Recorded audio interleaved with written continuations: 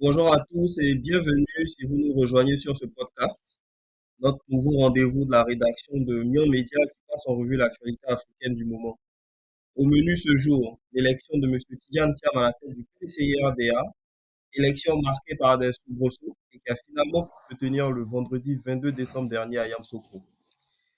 L'actualité politique, c'est aussi la réélection du président Félix Tshisekedi en RDC au terme d'un complexe processus électoral qui donnait rendez-vous à un peu plus de 40 millions de Congolais pour des élections législatives, municipales et provinciales également.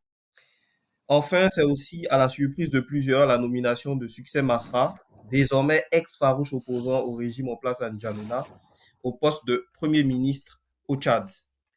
Voilà pour le sommaire. Avec moi ce jour pour décrypter cette actualité, on a Monsieur Arnaud Goï, diplômé en droit et management. Il est consultant pour de nombreux organismes et chaînes de télévision. Membre de bureau politique d'un parti pendant 10 ans, il quitte ses fonctions en 2020 pour fonder la Garde citoyenne, organisation prônant l'engagement citoyen. Il est auteur de nombreuses chroniques parues dans des magazines africains et français et initiateur de projets à impact, notamment l'Université citoyenne, le Salon de la démocratie ou encore la Charte ivoirienne pour la responsabilisation politique de la jeunesse. Bonjour Arnaud et bienvenue sur ce podcast. Bonjour Monsieur Mian, merci pour l'invitation. Ensuite, on a Roland Kouakou, qui est titulaire d'un master en sciences politiques de Sciences Po Strasbourg avec une spécialité en communication politique. Il est également titulaire d'un master en affaires internationales et développement de l'université Paris-Dauphine. Il est actuellement en poste au sein d'un grand groupe de médias internationaux et il a auparavant travaillé comme consultant au sein d'une agence de communication à Paris. Il a eu des expériences également à Nairobi au PNUD et chez Total Energy. Il est l'animateur d'une chaîne YouTube dédiée à la vulgarisation sur les sujets politiques. Bienvenue Roland et merci encore de ta présence sur ce podcast. Merci Emmanuel, merci pour l'invitation et je suis très heureux d'être là. Merci. Et enfin, on a Jean-Steve Tian, qui est ingénieur, diplômé ensuite de HEC Paris, programme Grande École. Il évolue au sein d'un acteur majeur de la distribution et des services en Afrique. Son parcours professionnel s'est précédemment enrichi de multiples expériences en audit et en conseil au sein de cabinets prestigieux tant occidentaux qu'africains. Au-delà de ses réussites professionnelles, Jean-Steve a toujours manifesté un vif intérêt pour les processus décisionnels susceptibles de contribuer au bien-être général de la société, la politique en somme. Cet intérêt s'est particulièrement intensifié lors de son passage à HEC Paris, où il a joué un rôle actif dans l'organisation de réceptions accueillant des personnalités politiques européennes et africaines renommées, parmi lesquelles Christiane Taubira, Jean-François Copé ou encore Abdoul Mbaye, l'ex-premier ministre sénégalais. Merci encore de ta présence, Jean-Steve. Merci Emmanuel pour cette initiative. Merci pour l'invitation également. Je pense qu'on va passer un bon moment dans le partage de cette Un bon actualité moment. africaine. Merci encore une fois et bienvenue à tous. Alors, messieurs, on va rentrer dans le vif du sujet avec notre premier sujet qui est l'élection de M. Tidjane Thiam à la tête du PDCRDA. Alors, messieurs, que pensez-vous du processus général ayant conduit au choix de M. Thiam à la tête du PDCI? On a pu noter quelques incidents, notamment la plainte de M. Kikawe au sujet de sa supposée exclusion du processus, mais aussi et surtout de l'imbroglio juridique qu'il y a eu avec les membres du parti que sont M. Blesson et Monsieur Oura. On se rappelle également qu'il y a eu des interviews de Jean-Luc Billon, un communiqué conjoint Jean-Luc Billon-Thierry Tano. Donc tout ceci a créé une sorte de contexte un peu tendu au sein de la maison du PDCI-RDA. Euh, et vous, quel est votre sentiment sur ce processus? On va commencer par Arnaud Goy. Merci Emmanuel. Écoutez, le sentiment est assez particulier parce que le PDCI, dans un premier temps, a voulu jouer la carte de la prudence. On sait qu'en Côte d'Ivoire, de nombreux partis politiques se sont déchirés. Je pense au FPI, je pense à Leader, je pense à à de nombreux partis qui étaient des partis d'opposition qui se sont déchirés justement sur ces questions de leadership. Donc, au décès du président Bédier, le PDCI a voulu jouer la carte du consensus en renforçant les différents liens et en faisant bloc derrière celui qu'on peut appeler aujourd'hui le champion du PDCI. Même si cette élection pose le problème ou la question de la démocratie à l'intérieur des différents partis politiques. Parce que, tu le rappelais, le processus était assez trouble quand même, avec des plaintes pour exclusion d'un certain nombre de votants, la liste des candidats qui vraisemblablement n'aurait pas été publiée, le candidat lui-même, Monsieur Thiam, pour certains, n'a pas forcément 10 années de présence au sein du bureau politique comme l'exigent les tests du PDCI. Rappelons que des messieurs comme Jean-Louis Billon n'ont même pas posé leur candidature parce que Jean-Louis Billon, par exemple, avait 9 ans au sein du bureau politique et donc c'est dit qu'il serait exclu du processus. On a également M. Dikawe qui a été écarté ou non. Le PDCI dit qu'il n'a pas formellement été écarté. Lui estime le contraire, même si finalement il s'est ravisé et a soutenu le processus. Donc on a un processus où tous ceux qui étaient susceptibles d'être des obstacles à M. Thiam ont été écartés, soit légalement ou dans des conditions assez troubles. Et M. Thiam avait tout un boulevard devant lui puisque le maire de Cocody n'avait pas un électorat suffisamment fort pour le défier. Donc c'est un processus de sécurité dans un premier temps, mais qui pose des problèmes de démocratie interne. Ok, ben, merci pour cette intervention à Arnaud. Je vais laisser la parole à Roland pour rebondir sur la question. Oui, écoutez, c'est une très bonne chose que le PDCI ait un nouveau président. Je pense que c'est nécessaire pour faire vivre la démocratie ivoirienne. Donc c'est une très bonne chose déjà. Moi, je craignais une implosion ou une explosion selon d'où ça venait de ce parti. Après, je ne partage pas forcément l'avis de Arnaud parce que je pense que ce qui s'est passé au PDCI, il y a eu beaucoup d'a priori et de manque de communication d'abord de la part du parti et aussi d'incompréhension de manière générale. La première chose, c'est que Dikawe, je pense très honnêtement qu'il y a eu un échange de bons procédés entre le PDCI et Dikawe dans la mesure où cette situation-là a permis à Dikawe de faire lever son contrôle judiciaire par une procédure qui a été introduite par ses avocats et par la même occasion, il savait très bien ce qui se passait au PDCI parce que en réalité, Dikawe n'a jamais été notifié d'une décision formelle du comité électoral de l'écarter. Et d'ailleurs, ses soutiens, quand ils se sont présentés dans la presse, ils n'ont jamais révélé un document, quelque chose de formel qui atteste que Dikawe aurait été écarté. Il faut savoir que le PDCI, selon ses tests et article 56 de leur règlement, c'est uniquement le Congrès qui valide les candidatures. Donc, M. Dikawe avait toute la latitude d'aller jusqu'au Congrès. Ce qui s'est passé là, moi, je lui dis une chose, soit ça a été un jeu politique dans lequel M. Dikawe s'est fait prendre au piège en affirmant trop tôt qu'il a été écarté. Après quoi, les responsables du PDCI ont pu dire derrière, nous, on ne peut pas l'écarter parce que c'est au Congrès, dans tous les cas, de choisir les candidatures. Le comité électoral, en fait, n'avait aucune forme statutaire, c'est-à-dire c'est un organisme qui ne devrait pas exister. Ils l'ont mis en place pour recueillir les candidatures et fournir des recommandations sur les dossiers, sur les forces et les faiblesses de chacun. Voilà. Donc, je pense que le cas de Dikawe, c'est pas quelque chose de formel qui atteste aujourd'hui qu'il a été écarté. Je pense qu'il s'est servi de ce moment-là pour lever son contrôle judiciaire et vu la situation dans laquelle il était, il a compris très certainement que il pouvait pas gagner l'élection. Moi, je dis aujourd'hui, l'élection de M. Thiam, on peut l'analyser de deux sortes. On peut dire oui, soit ils ont déblayé le boulevard pour lui. On peut dire soit c'est le résultat d'une stratégie de long terme. Parce que quand on dit qu'il connaît pas le pays, tout ça, et que au bout d'un moment vous avez tous les députés et presque tous les élus du parti qui appellent à voter pour lui, c'est que très certainement il y a eu un travail en amont. Moi je ne sais pas, je suis pas dans la cuisine interne, donc je pense qu'il y a eu un travail en amont qui a donné ce résultat-là, et je pense que les autres candidats dans tous les cas n'avaient pas vraiment beaucoup de chance. Voilà, donc ça c'est le premier point.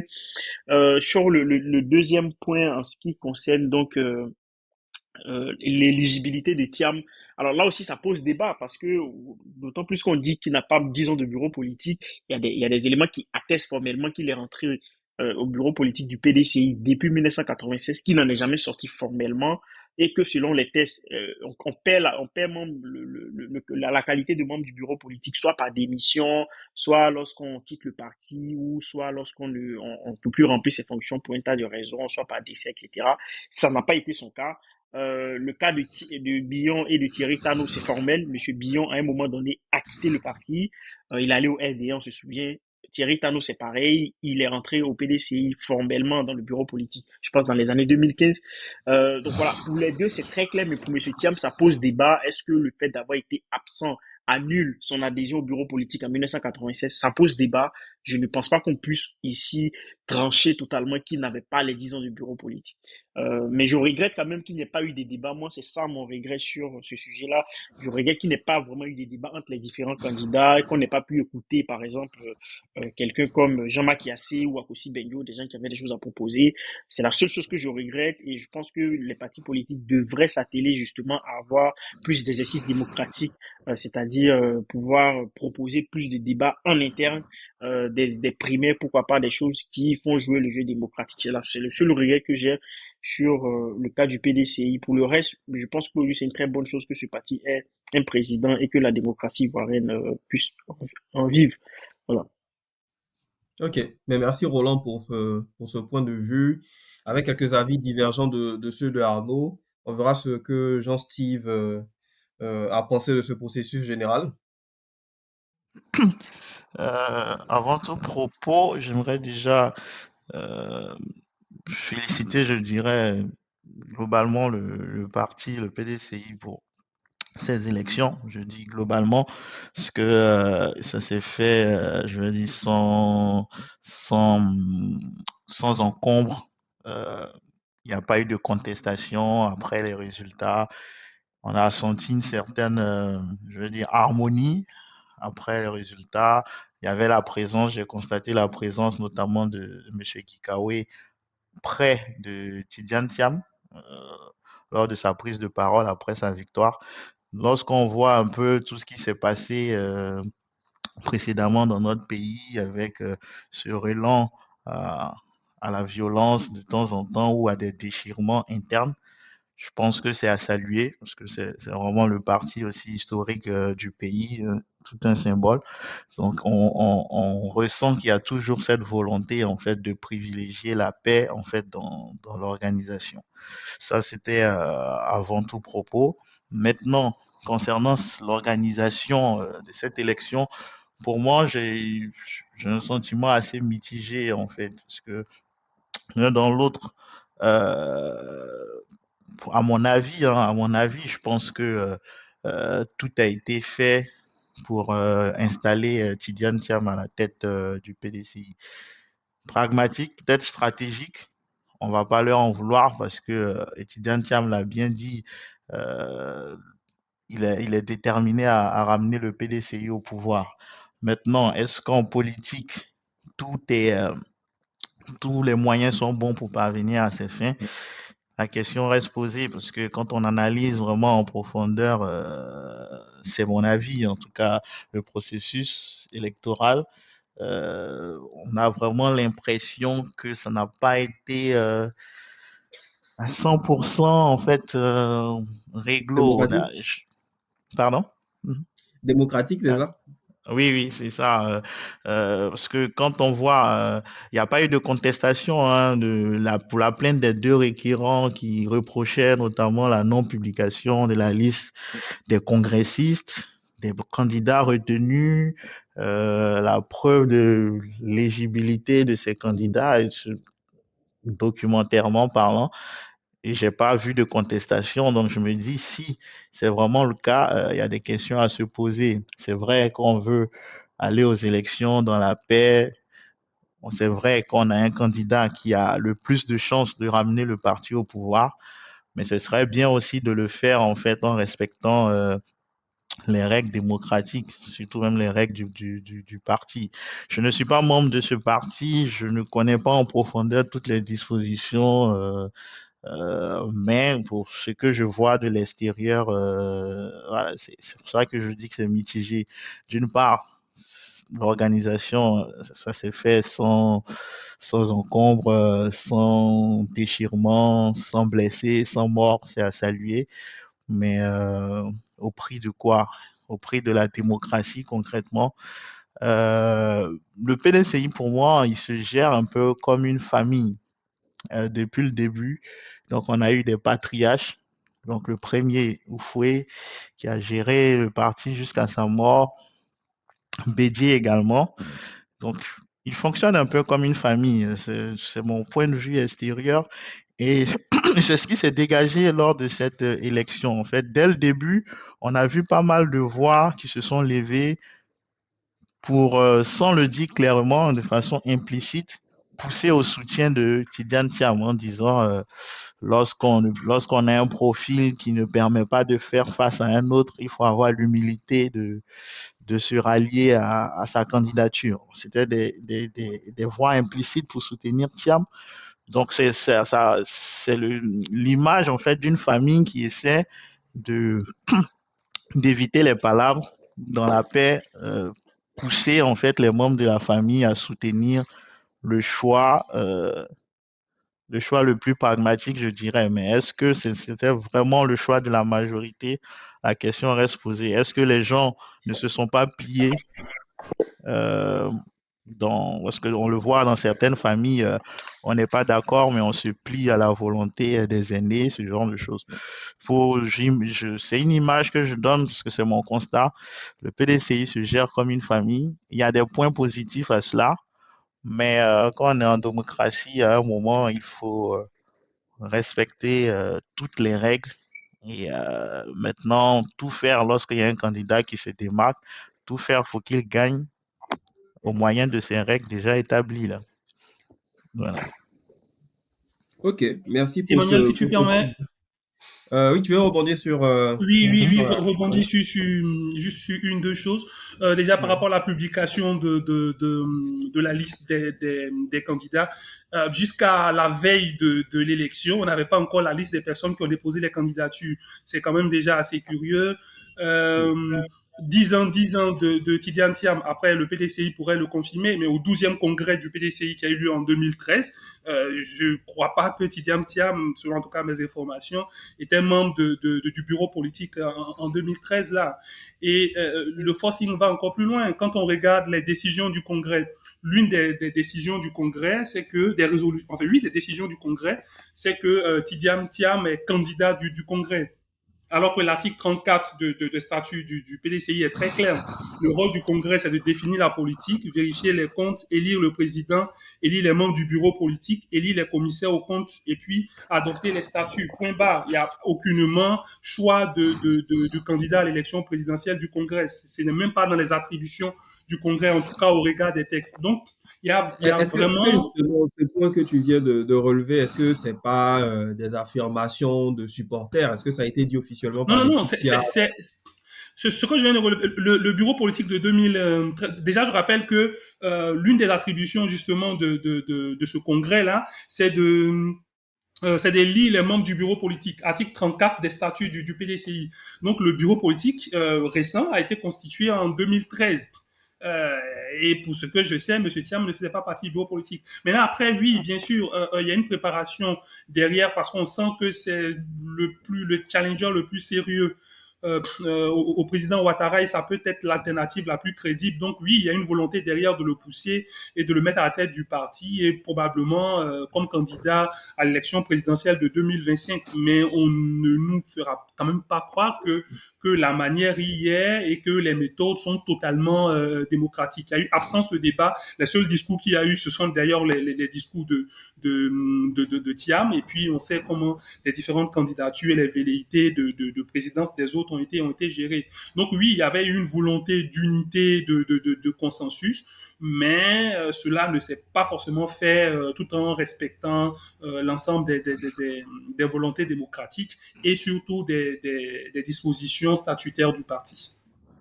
Ok, mais c'est une très bonne transition pour la question suivante parce que quand on décrit un tel processus, assez mitigé, Est-ce que finalement M. Thiam aura les coudées franches dans Allô? son ambition de moderniser le On a parti? perdu Emmanuel, je pense. Ouais. Emmanuel, on t'entend pas. Est-ce que c'est pas Billon qui l'a appelé? Allô? Est-ce que vous m'entendez là? C'est bon? Oui, Ouais, là, c'est c'est bon, bon. c'est bon. Ok, parfait. Est-ce que vous m'entendez à nouveau? Oui, oui, oui, c'est Oui, Oui, top. oui, on très bien, t'entend. très bien. Ok, parfait. Mais désolé, donc je parlais de la transition qu'il y avait après l'intervention de Arnaud. Donc, ben, c'est de savoir si finalement Monsieur Thiam aura les coudées franches dans son ambition de moderniser le parti et surtout d'en faire une machine qui soit capable de conquérir le pouvoir d'État en 2025. Parce que si on mène un processus qui peut-être n'a pas été suffisamment inclusif et qu'il y a beaucoup de rancœur, par exemple, est-ce que il n'est pas à craindre, il n'est pas à craindre plutôt des, des tentatives internes de désordre ou des choses de ce type? Est-ce que finalement, M. Thiam arrivera à unifier le parti et puis à faire en sorte que son discours soit accepté par tous et que ben, tout le monde fasse bloc derrière lui pour avoir une machine qui soit suffisamment compétitive en 2005. Je vais redonner la parole à Jean-Steve. Moi, personnellement, je pense, comme je disais, le PDCI, sans porter atteinte aux autres partis, a pour moi, un esprit connu de paix et de rassemblement, globalement en interne. Et donc, pour moi, et même ça s'est vu vraiment au Congrès, j'ai été agréablement surpris de voir, comme je l'ai dit tout à l'heure, Guy Kawe à côté, et prendre même la parole pour soutenir en fait la victoire de Thiam. Et pour moi, je pense qu'il n'y aura pas, en tout cas, le risque de dissension interne, il est assez faible à mon niveau, là maintenant. Maintenant, c'est au nouveau président élu de prendre la balle au bon et de faire ce qu'il faut pour rassembler vraiment, véritablement. Parce que dans les faits, à la base, ils sont prêts à le suivre. Parce qu'il y avait déjà, ils avaient quand même leur champion. Ils avaient Gikawe, certains avaient Gikawe pour qui ils n'ont même pas pu voter. Certains avaient Yassé. Bon, ils ont voté relativement 3%. Et d'autres avaient même Bion, Tano et autres.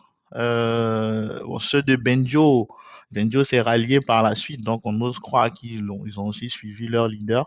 Mais il y a des partisans de Bion et de Tano qui aussi sont dans l'ombre, qui sont pas beaucoup exprimés. Et c'est des gens à aller chercher. C'est des gens à aller chercher pour pouvoir aller en ordre de bataille pour la victoire de 2025. Donc c'est vraiment à Thiam de tenir compte de cela. Il a certes gagné largement, mais je ne vais pas parler de victoire théorique, mais il y a vraiment des gens à aller chercher.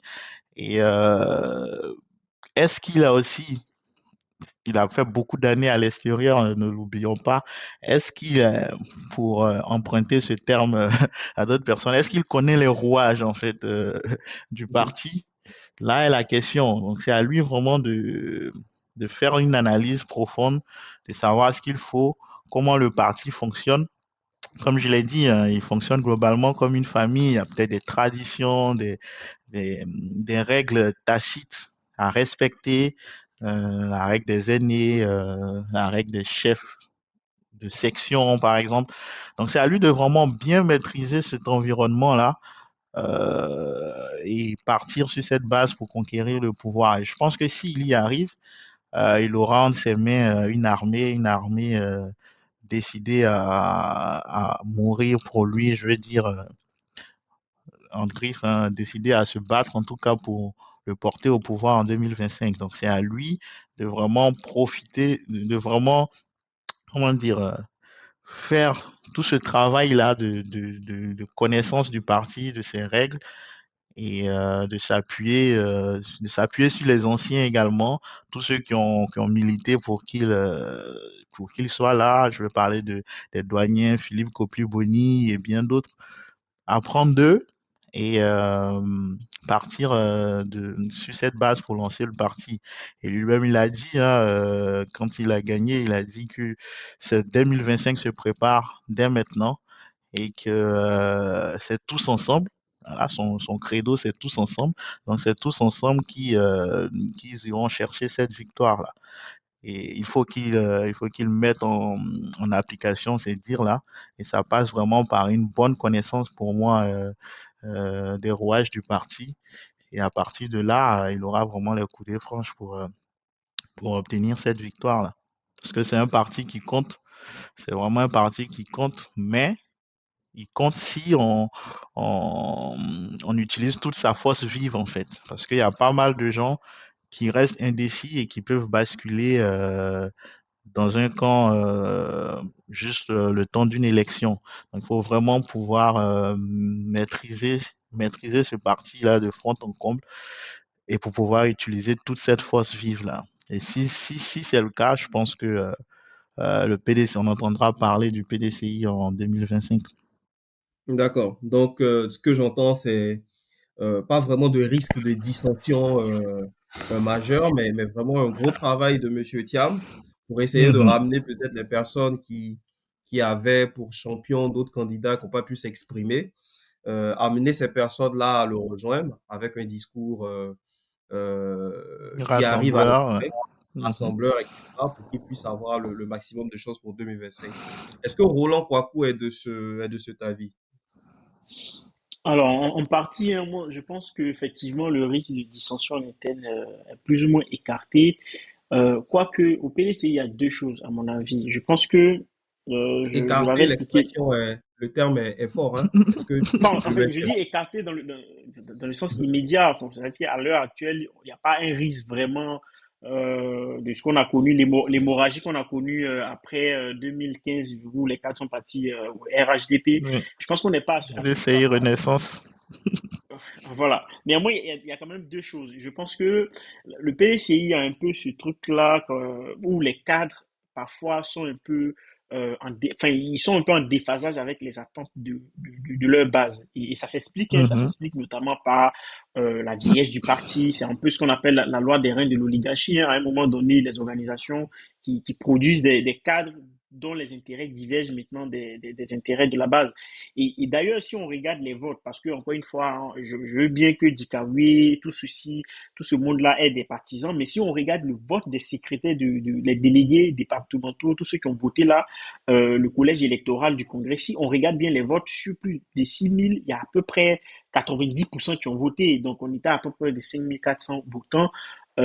Si on regarde très bien comment les secrétaires, les délégués, etc. ont voté, on peut se poser deux questions. On peut se dire, OK, soit les autres ont appelé à voter Thiam, soit ils ont voté effectivement ces différents responsables de section dans les petites villes, dans les petits campements, dans les petits villages, soit ils ont voté tout simplement parce qu'ils voulaient quelqu'un de nouveau. Et en ce moment-là, ça pose la question du lien que les cadres abidjanais, moi je les appelle comme ça, entretiennent avec la base.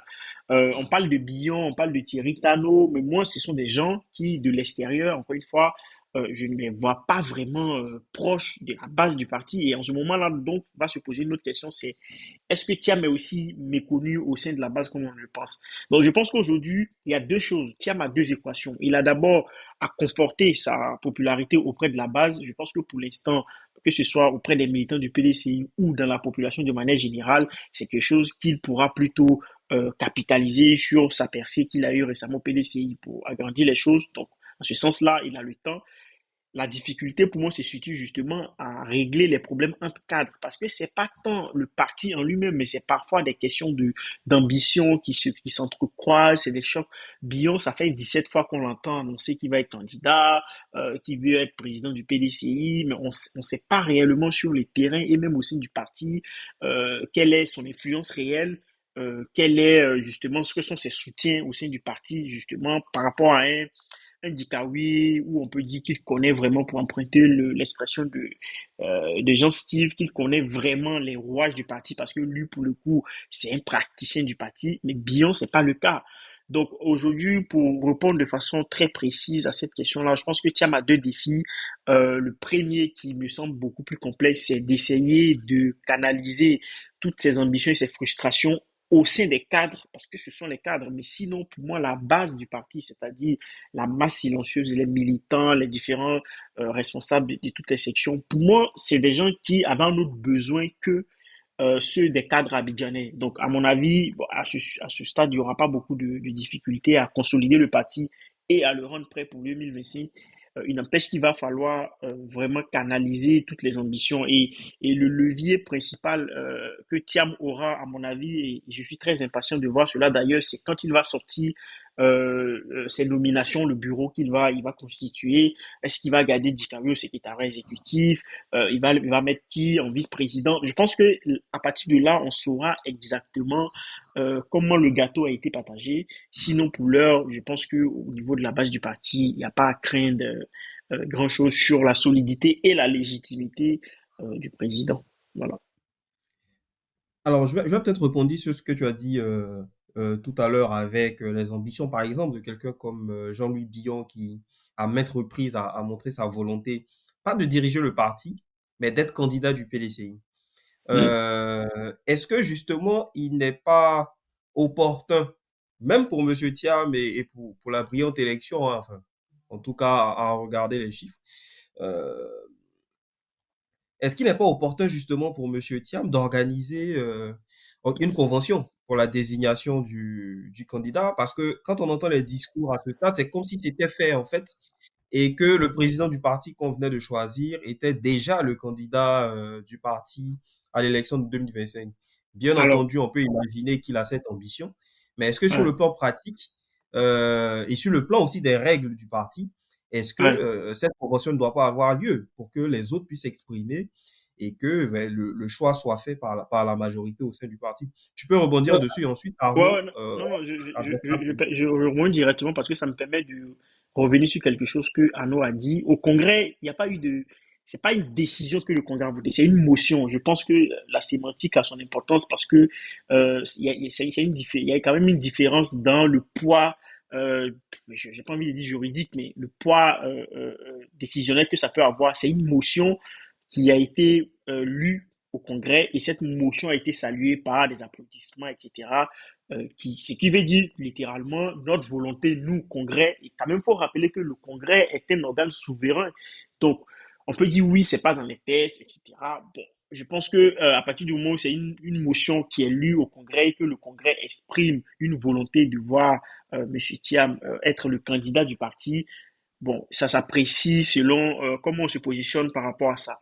Mais il faut savoir que le PDCI, et je pense que tous les partis politiques sont comme ça hein, dans leur fonctionnement, le président du parti est ce qu'ils appellent le candidat naturel. C'est-à-dire, ils considèrent avant même d'organiser une convention que le président du parti est par définition le candidat du parti à une élection nationale.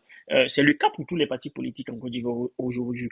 Maintenant, Mais ça, c'est ce que les textes du PDCI disent, quoi justement. qu'il arrive. Enfin, Alors, par rapport à. Là j'en sais rien. J'en sais absolument rien. Mais je sais juste que dans la pratique, parce que, encore une fois, il y a les tests, il y a certes les tests, mais je pense qu'il faut quand même avoir à l'esprit qu'on parle quand même de sujets politiques et que pour le coup, parfois, même si c'est regrettable de le dire comme ça, ce rigorisme qu'on peut avoir sur est-ce que c'est ce que les tests disent, j'appelle plus à la pratique et en l'occurrence, quand on regarde au sein de tous les partis politiques. D'ailleurs, je fais un exemple un peu hors sol, mais par exemple, il y a des gens qui regrettent aujourd'hui en France que en 2007, la droite ait abandonné sa pratique qui est de choisir son candidat pour aller faire des primaires comme les Américains. Parce qu'à partir de là, ils ont perdu Sarkozy et on a vu ce que aujourd'hui est devenu la droite. Donc, je pense que les partis politiques ont des pratiques qui s'inscrivent dans le temps.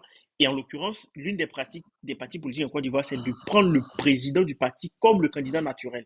Maintenant, quoi qu'il arrive, il y aura une convention. Ça, il faut le savoir. Il y aura une convention du PDCI. Et à cette convention, bien évidemment, il n'y a pas de règles relatives à une présence au bureau politique, etc. Donc, M. Thiam, M. Billon, Thierry Cano et compagnie, ils pourront tous se présenter à la convention. Maintenant, à cette convention, les militants désigneront le candidat du parti. Et c'est en ce moment-là qu'on saura réellement quelle est la volonté réelle des militants. Parce qu'au final, je pense que quand on est dans un parti politique, il y a aussi un enjeu démocratique qui est qu'à un moment donné, il y a une volonté majoritaire qui s'exprime. Et en l'occurrence, aujourd'hui, je ne crois pas que, en tout cas, je peux prendre le pari, je ne crois pas que, même si on organise une convention demain, les militants du PDCI choisiront autre que Thiam, pour un tas de raisons qui leur sont propres, encore une fois. ok, merci pour cette intervention, Arnaud. Oui, Voilà, pour réagir les fort. risques, les risques d'implosion sont totalement amoindris parce que personne au sein du PDCI, en tout cas parmi les cadres du PDCI, n'a intérêt à ce que le parti implose ou qu'il y ait des querelles qui soient de nature à mettre en péril celui qui sera le candidat du PDCI en 2025. Je voudrais rebondir sur un propos que j'ai entendu tout à l'heure. Non, c'est pas une recommandation du parti. Quand vous lisez ce qui est sorti de la convention, je vous lis, on dit article 1, il est confié au président, etc.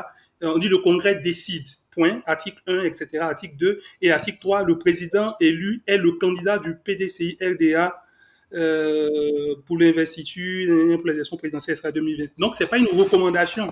Le Congrès dit notre candidat, c'est Thiam pour la convention. Maintenant, est-ce qu'il y aura une convention? Oui, il y aura forcément une convention, mais quand, avant la convention, au mépris des tests, le Congrès a déjà décidé il a un candidat à la convention, ben, ça coupe l'herbe sous les pieds de tous les éventuels challengers de Thiam. Et puis, Monsieur Thiam, très visiblement, applaudi par une grande partie des militants du PDCI en tout cas. Et je peine toujours à comprendre pourquoi on sent le besoin de lui dégager autant la route.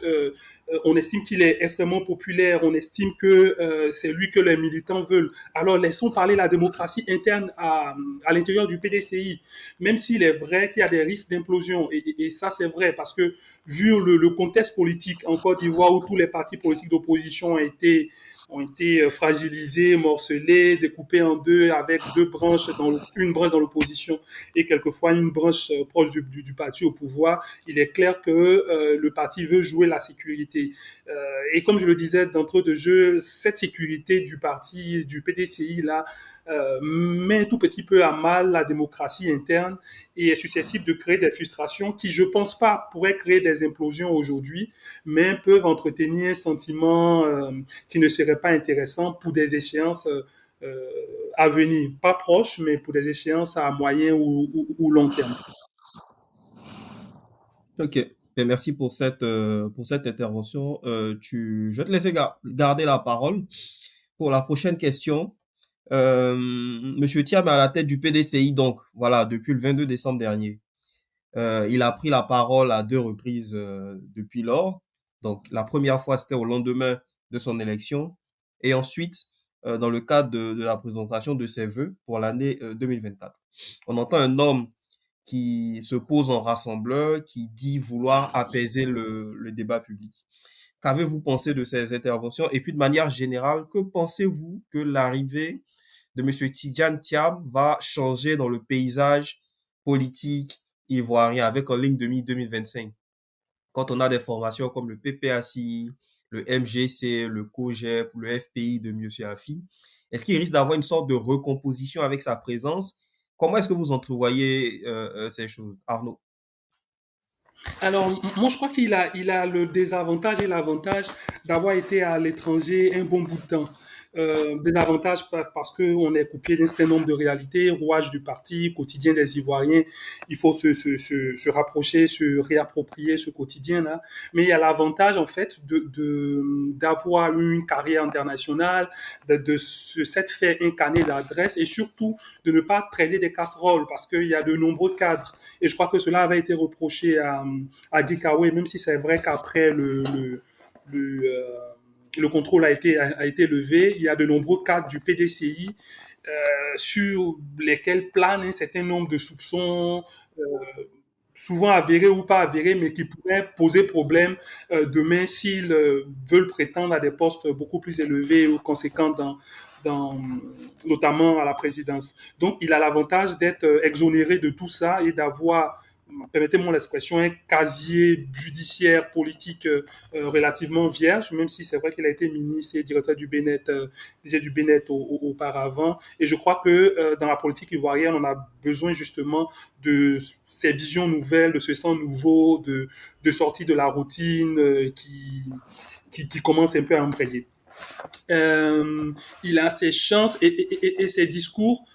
Ces deux dernières sorties, enfin la remarque que je fais, c'est qu'il se garde d'attaquer frontalement le pouvoir.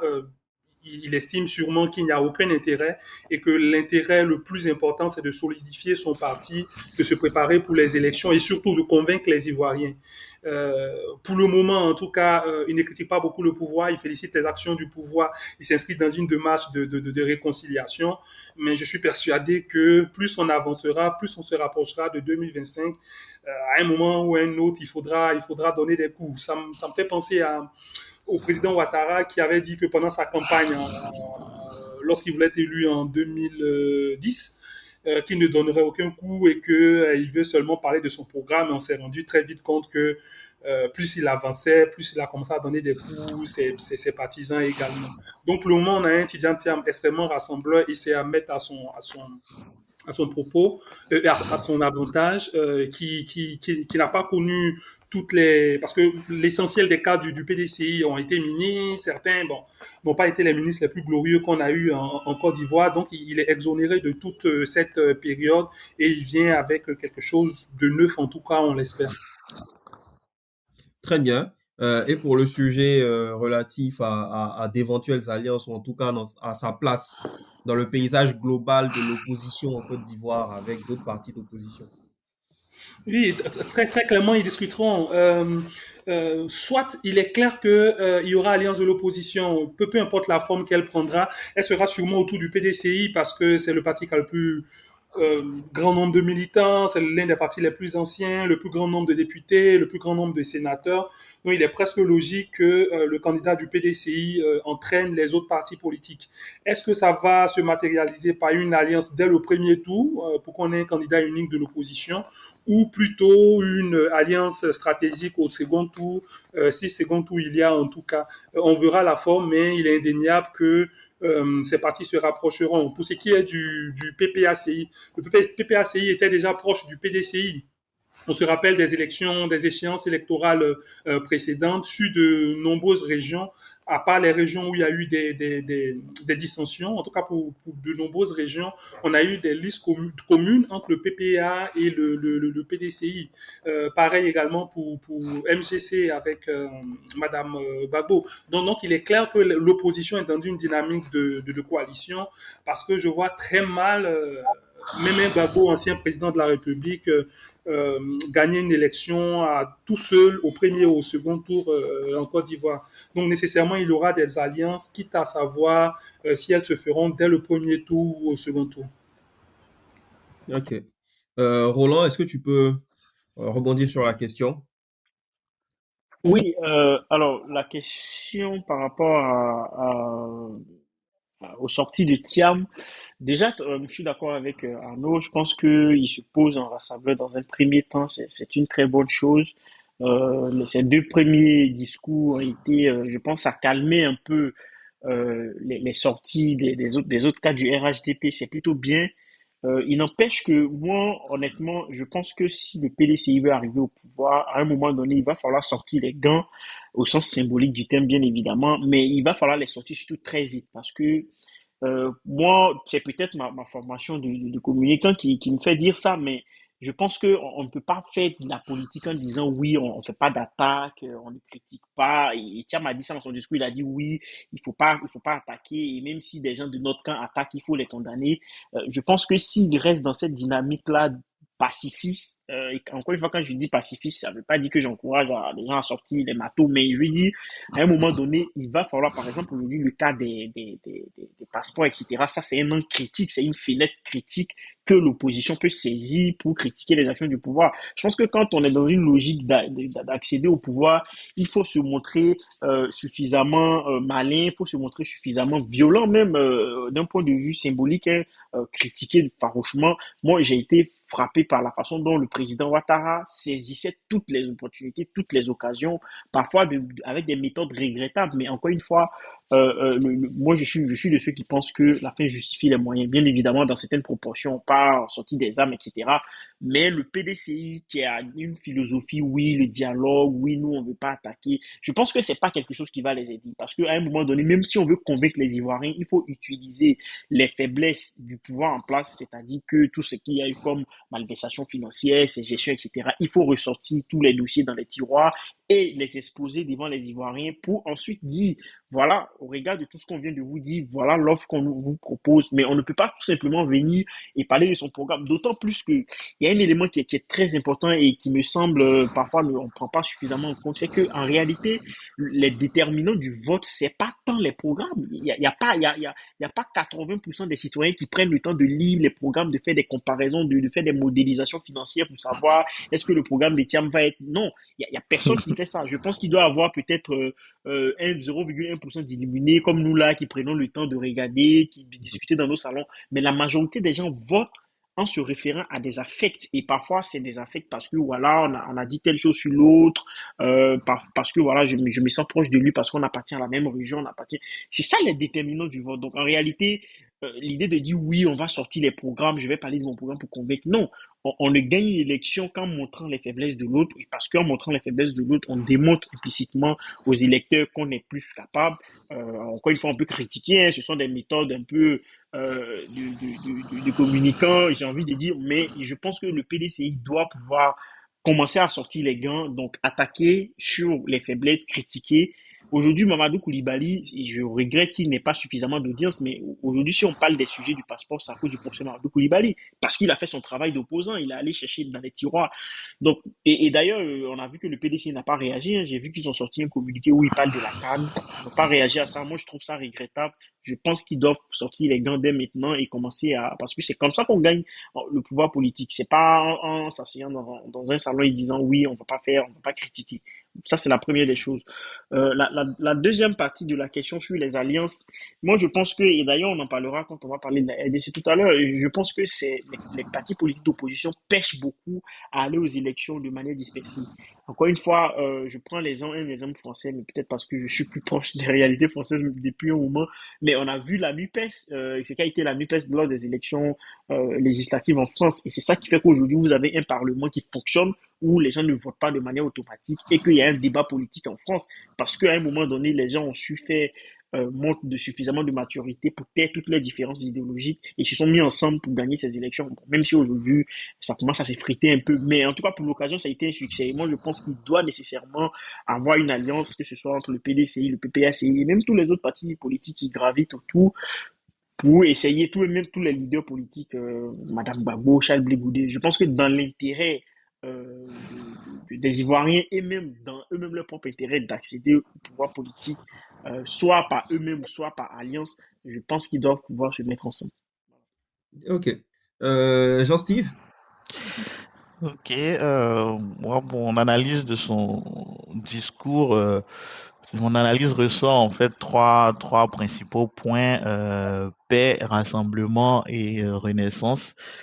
Il a vraiment insisté encore une fois sur sa volonté d'instaurer en fait un esprit de dialogue et de paix en fait dans le paysage politique ivoirien. C'est tout à son honneur. Il a aussi insisté en fait sur le fait qu'il tient à rassembler, qu'il tient à reconquérir le pouvoir ensemble, pas tout seul, à travers son credo tous ensemble. Et pour ça, il a vraiment remercié, donc tenu à remercier les précédents leaders. C'est assez futé. Remercier les dirigeants actuels, en fait, la vieille garde, si on peut l'appeler ainsi, du parti. Et aussi penser au peuple, à la base, comme l'a dit, je sais pas, c'est Roland ou Arnaud, la base du parti, c'est très important. Il a parlé de tous ceux qui contribuent à l'économie, même ceux qu'on voit pas au devant de la scène. Il a parlé du corps médical, des enseignants. Et pour moi, en tout cas, pour moi, mon, mon combat en fait pour la société, ça se, comment dire, s'inscrit autour de l'éducation et de la santé. Et donc, pour moi, ça me parle. Donc, penser dans son discours au corps médical et aux enseignants, voilà, je vois quelqu'un d'assez structuré en termes de gouvernance. Donc, rassembler toutes ces personnes, c'est bien. Et aussi, à partir de là, lancer la renaissance. Donc, exposer un peu quelques lignes de son programme, comment il compte faire renaître le parti de ses cendres jusqu'à la conquête du pouvoir. Donc, un discours assez structuré qui tant soit peu parle à tout le monde, donc rassembleur. Voilà, et donc c'est assez remarquable pour quelqu'un qui vient de prendre le pouvoir. Il n'est pas monté en fait sur ses grands chevaux. Il a tenu à faire preuve d'humilité et parler à tout un chacun de la base du parti jusqu'à la tête. Et il a aussi mentionné en fait l'explosion des adhésions. On n'a pas vérifié les chiffres, mais moi je pense que l'élection de Thiam apporte une certaine fraîcheur en fait dans le paysage politique. Et puis il y a pas mal de cadres, d'intellectuels qui étaient plus ou moins en retrait de tout ce qui est politique parce qu'ils ne voyaient pas un leader euh, un leader avec la même vision, avec les mêmes valeurs. Et du coup, avec Thiam, je pense qu'il y a pas mal de gens, ça se voit quand j'échange avec certains dans mon entourage, qui commencent à revenir et je pense que ça sera un attrait pour le PDCI. Donc, beaucoup de gens n'ont pas de parti et voir Tidiane Thiam à la tête du parti, c'est comment dire, c'est l'aubaine, une aubaine pour rejoindre ce parti. Et je pense, lorsqu'il a parlé d'adhésion qui explose, je pense que c'est censé. Maintenant, qu'est-ce qu'ils vont faire de cette adhésion? Est-ce qu'ils vont pouvoir retenir en fait ces personnes qui viennent? Là est la question. Donc à eux de vraiment y penser. Il a dit qu'il va faire une cérémonie en 2024, une sorte, je sais pas, de manifestation d'intérêt pour les idéaux du parti. C'est de la com, hein. C'est de la com, c'est aussi une démonstration de force. Je trouve que l'idée n'est pas mal, mais au-delà de cette démonstration de force, c'est de vraiment euh, capter, fidéliser ces personnes qui viennent, fidéliser déjà ceux qui sont restés, qui ont tenu la maison, et fidéliser ces personnes qui arrivent là de telle sorte à pouvoir vraiment compter pour 2025, parce que c'est ça l'objectif. Et donc pour aller maintenant, vous parler de cet objectif de 2025, moi je me pose quelques questions quand même sur son style. Je me dis, est-ce qu'il a vraiment faim en fait du pouvoir? Son analyse personnelle de là, il me donnera peut-être tort dans les prochains jours, mais pour le moment, je sais pas, je ne ressens pas encore quelqu'un qui a très faim du pouvoir. Je ressens quelqu'un qui est, quand on est allé chercher, parce qu'il a des atouts, parce qu'il a un bon profil, parce qu'il n'a pas de casserole, comme on l'a dit tout à l'heure, parce qu'il est celui-là même qui peut tenir tête au RHDP, en théorie. Voilà, mais est-ce que lui, il a faim? Ça, c'est la question reste posée parce que, comme on l'a dit tout à l'heure, il faut pouvoir rebondir sur des faits de société, montrer au peuple on ressent leur peine quand ce genre de scandale éclate, donner son avis quand même, sans forcément entrer dans les invectives et tout, mais donner son avis, proposer des choses, et comme ça on se dit, ah, ça c'est un leader concerné. Pour le moment, on n'a rien entendu. Est-ce que ça se fera après? Si ça se fait après, est-ce que le timing est bon? On ne sait pas.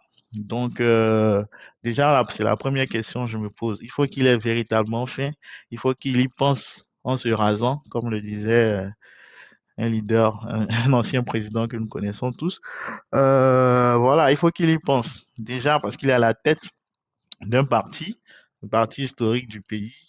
Et c'est une force vive, mais il faudrait pas que ce soit comme quelqu'un qui a une Ferrari et qui l'utilise en campagne. Donc le moteur ne sera pas exploité comme il le faut. Il faut qu'il ait vraiment faim et que ça se démontre dans les faits.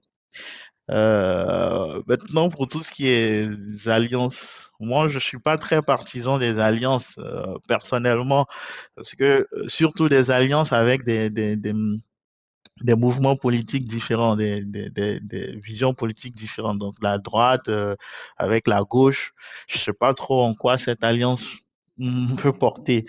On a vu, hein, lorsque Bédier vivait à l'époque des trois grands, qui avaient tout le temps des alliances, mais des alliances un peu destinées rien qu'à prendre le pouvoir. Il n'y avait pas une certaine vision commune pour l'émergence d'une société plus, je vais dire, une société euh, où on se sent bien, où où chaque humain est respecté et protégé, où l'État protège chaque humain individuellement. C'était plus des alliances pour le pouvoir. Donc on a vu le Front républicain. Après, ça n'a rien donné. Après, on a vu le RHDP avant la constitution officielle en partie. C'est une alliance aussi qui n'a rien donné. Après, on a vu aussi une alliance, donc, Front républicain, Gbagbo Alassane, RHDP Bédié Alassane, parce que Gbagbo était au pouvoir cette fois-ci. Après, Alassane au pouvoir, alliance Bédié Gbagbo. C'est des alliances qui n'ont rien donné globalement. Et donc, moi, je me dis, il faut qu'il se concentre sur ce parti. Il a un parti qui a une forte base. Il a un parti qui peut aller chercher des gens. Il faut qu'il se concentre déjà sur ce parti, communiquer une vision, inspirer des gens, de telle sorte à pouvoir, comment dire, mobiliser le maximum de votants en 2025. Maintenant, si au deuxième tour, il faut aussi le préparer, c'est aussi tout ça la stratégie politique quand on veut gagner. Il faut préparer, mais ce ne serait pas les alliances, pour moi, ça serait juste voir les différents, comment dire, là où ils peuvent se rejoindre. Est-ce est-ce, là où ils peuvent se rejoindre en termes de vision politique, mais pas au niveau du premier tour, à mon avis. Genre, au deuxième tour, est-ce que on a des points communs pour comment on voit en fait la gouvernance de la société? Est-ce que ces points communs sont compatibles? Et s'il n'y a pas de compatibilité, il vaut mieux pas faire des alliances, parce que des alliances pour arriver au pouvoir coûte que coûte. Après, on voit les résultats. Donc pour moi, faut qu'il se base sur sa force, sur la force de ce parti uniquement. Maintenant, au deuxième tour, s'il a besoin de certaines forces politiques, il peut s'en servir, mais encore une fois, avec une certaine vision commune, pas des alliances juste situationnelles et qui n'augurent rien de bon dans le futur. Ok, parfait. Euh, mais ils ont le PDCI avec Tidiane Cham à sa tête, à sa place en fait dans le paysage et peut proposer de belles choses. Et peut reconquérir le pouvoir, à mon avis, en 2025 si tout est planifié comme il le faut. Ok. Donc, PDCI, possible challenger du RHD pour 2025. On observera ça avec beaucoup d'attention. Merci, messieurs, pour vos différents avis lors de ce premier sujet. On passe au second à présent.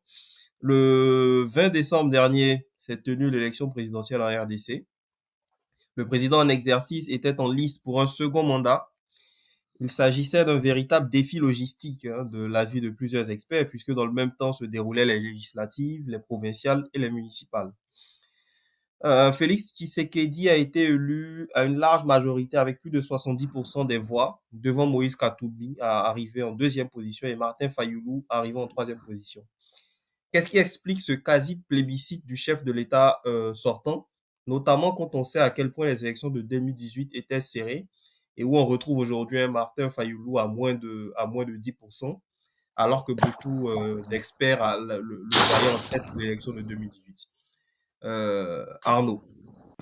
Écoutez, l'élection au Congo est à peu près comme, comme beaucoup d'élections qu'on a en Afrique francophone, malheureusement, où on a beaucoup de problèmes à la fois logistiques et organisationnels dans l'élection. Il faut quand même rappeler que la RDC, c'est un vaste pays, hein, et comme tu le disais, avec plus de 40 millions d'électeurs qui étaient appelés aux urnes, qui devaient quand même choisir entre 100 000 candidats, c'est énorme en termes logistiques.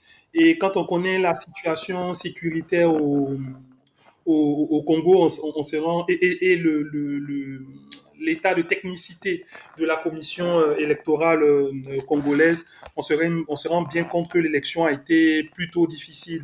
De nombreux observateurs ont souligné, et des électeurs également ont souligné irrégularités, des retards dans les bureaux de vote, des machines qui fonctionnaient pas, des personnes qui ne se retrouvaient pas sur les listes. Il y avait des déplacés puisque il y a une crise avec la reprise des combats avec le M23 là. Donc on a ces déplacés là qui espéraient voter dans les régions où ils sont déplacés, mais les dispositions n'ont pas été prises dans ce sens. Donc on a vraiment une élection qui en termes d'organisation n'a pas été très top. Euh, et puis pour ce qui est du score du président sortant Tshisekedi, c'était plutôt prévisible. Hein. Il y a très peu de présidents sortants en Afrique qui perdent les élections lorsqu'ils se représentent pour la deuxième fois. Pour de nombreuses raisons d'ailleurs. Déjà parce qu'ils ont le temps d'asseoir leur parti politique, ils ont le temps de connaître les rouages du fonctionnement de l'élection, avec la commission électorale également. Ils ont le temps d'avoir des moyens aussi pour pouvoir déployer des campagnes à coût de plusieurs milliards. Donc, c'est après difficile pour les autres candidats de suivre le rythme qui est imposé par les présidents sortants avec toute la machine et tous les moyens qu'ils mettent en œuvre. Et je pense que non seulement au Congo, mais dans l'ensemble des États africains, principalement les États francophones, on devrait travailler peut-être un peu plus à l'efficacité, à la transparence au niveau de la commission électorale indépendante. Peut-être qu'à l'occasion d'un autre débat, on reviendra dessus, sur les différents éléments qui rendent efficace une commission électorale, mais il me semble que l'un des points, sans entrer dans les détails, l'un des points qui aurait pu être évité, notamment pour les déplacés qui n'ont pas pu voter, c'est d'avoir un fichier de l'état civil. Parce que dans très peu de pays africains, on a un fichier central de l'état civil où sont systématiquement inscrites toutes les personnes à leur naissance et à leur décès, de sorte à s'éviter tout ce qui est enrôlement et d'avoir une liste électorale où les gens sont systématiquement mis sur la liste lorsqu'ils atteignent l'âge de 18 ou 21 ans en fonction de la législation. Donc c'est dommage qu'on ait encore une élection contestée, encore une élection mal organisée, encore une élection dont la crédibilité est mise en doute, en tout cas par les recours qui sont soulevés par les opposants. Et il est presque sûr que le président Tshisekedi, nonobstant les différents recours, sera investi comme président au Congo. Très bien. Donc, le président sortant avait beaucoup de moyens et donc difficile pour ses adversaires de faire face. Euh, il y a aussi le fait que l'élection a été organisée, enfin, il y a eu un vrai défi logistique. La crise dans l'Est du Congo, tu l'as souligné. Peut-être le fait aussi que le mode de scrutin soit uninominal et que l'ensemble des candidats soient partis seuls face à ce candidat, à ce président sortant qui avait toutes les cartes en main. Roland, qu'est-ce que tu penses de ce processus électoral et du quasi-plébiscite de Félix Tshisekedi? Bah, je pense que comme Arnaud, je pense qu'il bénéficie d'abord voilà, de son expérience d'un président sortant qui s'est renforcé. Faut rappeler que avant qu'il arrive au pouvoir, Tshisekedi, c'est quelqu'un qui appartient à un parti politique qui a quand même duré dans l'opposition, donc qui quand même a fait les frais à l'époque de Kabila, donc qui a appris à maîtriser le territoire, qui a appris à comprendre, pour toujours employer notre mot, les rouages en fait du système. Donc ça c'est la première des choses. Il bénéficie de tout ça. Il a des actifs importants dans ce sens-là. L'autre chose c'est que et je pense que le seul mot qui résume vraiment bien cette élection, c'est logistique. Logistique même d'un point de vue des candidats, parce que il fallait avoir un jet privé pour pouvoir se déplacer. En voiture, c'est impossible. Bon, la RDC, c'est quand même euh, plus grand que l'Europe. Je pense que ça fait 2 fois l'Europe. Donc, c'est quand même, faut imaginer un peu le continent un peu européen et puis regarder un pays comme la RDC, voir un peu à quoi ça ressemble. Donc, il fallait avoir un jet privé pour se déplacer, ce qui n'était pas le cas dans la majorité des candidats. Je pense qu'il n'y a que Tshisekedi, Fayoulou et Moïse Katumbi qui ont pu faire campagne, et même les deux derniers cités n'ont pas pu faire campagne dans des zones qui étaient assez importantes d'un point de vue des votants. Donc Tshisekedi bénéficie d'abord des acquis, comme je l'ai dit, en amont, et aussi du fait que c'est le seul qui a pu faire campagne comme il faut. Donc quand vous ajoutez à tout ça le fait que l'élection se fait à un tour, Je pense, et puis quand vous regardez l'éclatement de l'opposition, je pense que très honnêtement, même si aujourd'hui on peut accuser d'irrégularités, encore que la majorité des irrégularités dont on accuse, c'est pas tant en termes de comptabilité sur les voix, etc., mais c'est plus sur le fait que des zones n'ont pas pu voter, mais tout ça, c'est des enjeux logistiques. Et si on enlève tout ça, très honnêtement, je pense qu'il n'y a pas une très très grande surprise. Martin Fayoulou, il y a eu un peu l'usure de l'opposition, c'est-à-dire il n'a pas, pour moi, et c'est là que c'est ce que je disais tout de suite par rapport à Thiam, c'est quelqu'un qui a attendu qu'il y ait des élections pour faire campagne. Entre le temps qu'il a perdu depuis la dernière élection et maintenant, il n'a pas vraiment fait campagne. Il s'est consacré, Il je se sais pas, à serait ses reposé activités. sur ses acquis, c'est ça? Exactement, c'est ça. Je pense il a pensé qu'il avait conforté sa base depuis la dernière élection et que cela allait lui permettre. Mais c'est lié aussi au fait que je pense que c'est difficile en RDC de faire de la politique en fait. D'abord d'un point de vue logistique, c'est très dur de se déplacer sur tout le territoire.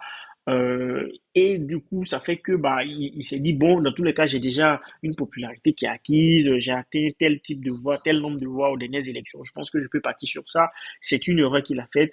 Entre-temps, Tshisekedi a eu le temps d'asseoir son pouvoir, d'accroître encore sa popularité. Et encore une fois, comme je l'ai dit, son parti politique, ça c'est vraiment quelque chose qu'on peut accorder à son mérite. Hein. Son parti politique a vécu vraiment dans l'opposition et ils ont appris à faire les frais de ce qui c'est qu'un parti d'opposition, d'apprendre à maîtriser les rouages, les techniques, etc. Donc, il y a tous ces actifs-là qui font que bah, aujourd'hui, quand il capitalise là-dessus, il se retrouve là. Pour moi, son élection quelque part, qui est encore une fois assez subjective, quand même plus de 70% dans un pays comme ça, je pense que c'est pas surprenant. Voilà. On peut peut-être épiloguer sur le nombre de voix, dire oui, est-ce qu'il a eu vraiment 73%, mais pour moi, c'est le seul qui a fait campagne, qui a fait vraiment une campagne normale, mais bon, aussi parce que les autres n'avaient pas peut-être les moyens. Mais en tout cas, je pense que c'est justifié son élection. Ok. Jean-Steve va émettre son avis, peut-être ajouter un point. Quand on parle de moyens, on parle quand même de quelqu'un comme Moïse Katumbi, hein, qui est réputé être l'un des hommes les plus riches d'Afrique. Est-ce que c'est vraiment ça aussi la question? Est-ce que c'est pas une question de justement de développer une stratégie pour s'unir contre le président sortant? Est-ce que c'est pas plus un problème organisationnel qu'un problème financier? Donc Jean-Steve va répondre à la question et éventuellement donner des éléments par rapport à ça. Oui, je pense qu'il y a aussi ça, en fait, l'organisation même de l'opposition. Euh, déjà, on a déjà rapidement parlé de l'organisation même des élections. Euh, c'est un peu, je vais dire, regrettable parce que tout est une question de communication aussi dans le respect que nous, Africains, nous voulons en fait imposer en fait dans le monde. C'est tout le temps regrettable que il y a toujours des problèmes d'organisation, de logistique pour une élection à une date connue en fait. Voilà, je Mais pense je qu'ils vais rappeler connaissent. peut-être à propos du cardinal, hein, de l'archevêque de Kinshasa, qui parlait Oui, de gigantesques désordres organisés, hein, oui, pour oui, rebondir des sur ce que tu désordres, dis. exactement, oui, parce que on connaît le pays, on connaît les différents challenges que nous avons en termes de superficie, en termes même de zones contrôlées par des rebelles. Voilà, parce que on a entendu qu'il y a eu des morts, en fait, des superviseurs électoraux qui ont totalement disparu, qui ont été assassinés dans les zones sous contrôle rebelle. En fait, c'est des choses qu'il faut anticiper, qu'il faut préparer. C'est regrettable, en fait, toute vie humaine a de la valeur. Et quand pour une élection on meurt comme ça, c'est assez terrible. Donc, pour une élection qui devait se tenir en un jour, donc le 20 décembre, il y a dans d'autres localités, c'est allé jusqu'au 25 décembre parce qu'il y avait des problèmes de disponibilité de matériel pour voter. C'est terrible, des matériels qui ne fonctionnaient pas. Franchement, il faut que on essaie d'anticiper, de gérer les projets comme il faut. C'est pas les compétences qui nous manquent. C'est pas des compétences en gestion de projet, en leadership d'équipe qui nous manquent. Donc il faut qu'on arrête un peu avec ces, ces problèmes d'organisation pour des élections. Dans d'autres pays, c'est vrai, c'est pas le même superficie encore, mais très vite, il n'y a jamais déjà ce genre de ou quasiment pas ce genre de problème, et très vite on a les résultats. Donc, comme pour ça, pour ces problèmes d'organisation, des problèmes d'acheminement des votes, on a même entendu des gens qui avaient même des machines à voter chez eux. C'est inconcevable. Et je salue quand même l'implication de l'Église, pas en termes de, de religion, de spiritualité, mais en termes organisationnels dans ces élections. On l'a constaté en 2018, l'Église au Congo a quand même une force. Elle se positionne en tant qu'observateur euh, indépendant et n'hésite pas à dénoncer ce qui ne va pas. Donc à la fois l'Église catholique et l'Église protestante qui voilà, se mettent ensemble, qui envoient des observateurs. J'ai vu qu'il y avait 24 000 quand même observateurs, c'est pas mal. Et donc c'est l'Église qui a été, je pense, la première à dénoncer ces, ces problèmes-là organisationnels et les opposants ont par la suite renchéri. Donc, il faut que ça s'arrête, c'est juste mon point de vue. Mais globalement, quand on analyse aussi les rapports, les différents rapports, ce n'était pas sur toute l'étendue du territoire. Donc, c'est dans quelques zones. Et je pense que les résultats de ces zones-là n'influencent pas euh, le, le résultat général. Donc, je pense que cette année, Félix Tshisekedi s'est quand même détaché de ses adversaires bah, pour plusieurs raisons, hein. Déjà, avant de parler de la stratégie des opposants, lui-même, je pense que dès son accession au pouvoir, il a tenté quand même de se démarquer déjà de son prédécesseur. C'était pas évident. Bon, pour moi, vu que la transition s'est faite de façon pacifique, c'était un Kabila bis qu'on verrait, mais j'ai été agréablement surpris. Il a pris des mesures fortes, courageuses, même à la surprise de Kabila, je dirais. Et c'est déjà bien, donc c'est des choses qui marquent. Tout le peuple qui était fatigué de la gestion de Kabila euh, l'a vu et ne l'a pas oublié. Il a pris des mesures fortes comme la gratuité de l'enseignement primaire. Quand on voit que pas mal de gens dans un pays où deux tiers de la population est classée comme pauvre, leur débarrasser de cette charge des frais d'inscription scolaire pour le primaire, je pense que c'est beaucoup. On a vu l'inscription exploser. C'est déjà pas mal à son actif. Et après, il a aussi fait la gratuité des soins pour l'accouchement. Donc encore une fois, hein, ça revient à ce que j'ai dit, santé, éducation. Pour moi, la base d'un développement, on doit partir de là en fait. Quand un pays en met à disposition de sa population des infrastructures de santé adéquates et éducationnelles au top, je pense que tout est parti pour qu'il avance économiquement en fait par la suite. Donc voilà, donc il a agi sur l'éducation, il a agi sur la santé et en termes de lutte aussi contre cette rébellion-là, il a été un peu plus courageux. Il n'a pas hésité à faire partir en fait les forces d'Afrique orientale qu'il a jugées incompétentes, quitte à faire venir les forces d'Afrique australe, c'est encore un autre débat, mais au moins, il n'hésite pas à prendre des positions fortes. Il n'a même pas hésité à déclarer la guerre s'il le fallait au Rwanda, c'est-à-dire s'il continuait à soutenir M23, il a déclaré qu'il n'hésiterait pas à leur faire la guerre. C'est des choses, c'est des positions en fait qui marquent et qui plaisent aux populations. Donc à son crédit déjà, il y a ces actions-là. Et maintenant au niveau de l'organisation de l'opposition, franchement, je sais pas quelle était leur stratégie. Souvent ils sont ensemble, après ils se séparent. Pendant que l'UNC, parce que Tshisekedi a fait une union sacrée pour la nation congolaise, allait toujours en rang serré. L'opposition, c'était des alliances qui se faisaient, qui se défaisaient au gré de leurs humeurs ou du temps. Et donc ça n'aide pas. Ça n'aide pas. Martin Fayoulou a son ambition, a ses ambitions personnelles. Moïse Katumbi, pareil. ils n'arrivent pas à trouver un front commun et donc ils vont en rang dispersé. Donc il y avait à peu près 24 candidats pour les élections présidentielles, bon 22 au final, avec les différents ralliements ou retraits. Donc voilà, il y a ce problème logistique là de finances qui empêche l'opposition à aller partout et l'opposition n'a pas les médias d'État. C'est vrai qu'avec les réseaux sociaux, on peut un peu révolutionner la manière de faire l'opposition, la manière de communiquer à la population, mais les médias d'État ont toujours leur force. Donc il y a ces moyens-là qui ont manqué, donc qui ont fait la force de Tshisekedi, mais il y a aussi la vision. Est-ce qu'ils avaient une vision commune?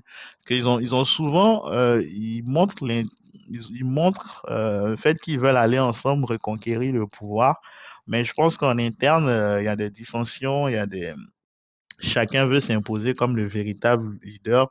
Moïse avec ses fonds, on sait assez riche, Martin Fayoulou avec sa base comme proche du peuple. Donc, ils n'arrivent pas à se mettre d'accord et voilà, donc ils vont en disperser. Les résultats parlent d'eux-mêmes. Sont ce qu'ils sont. Effectivement, donc, pour Jean-Steve, bon, enfin, c'est une somme de raisons, hein. Donc, le plébiscite peut s'expliquer aussi peut-être par le bilan de chef de l'État, comme tu as Mhm. mentionné, en plus des aspects organisationnels et de la désunion de l'opposition.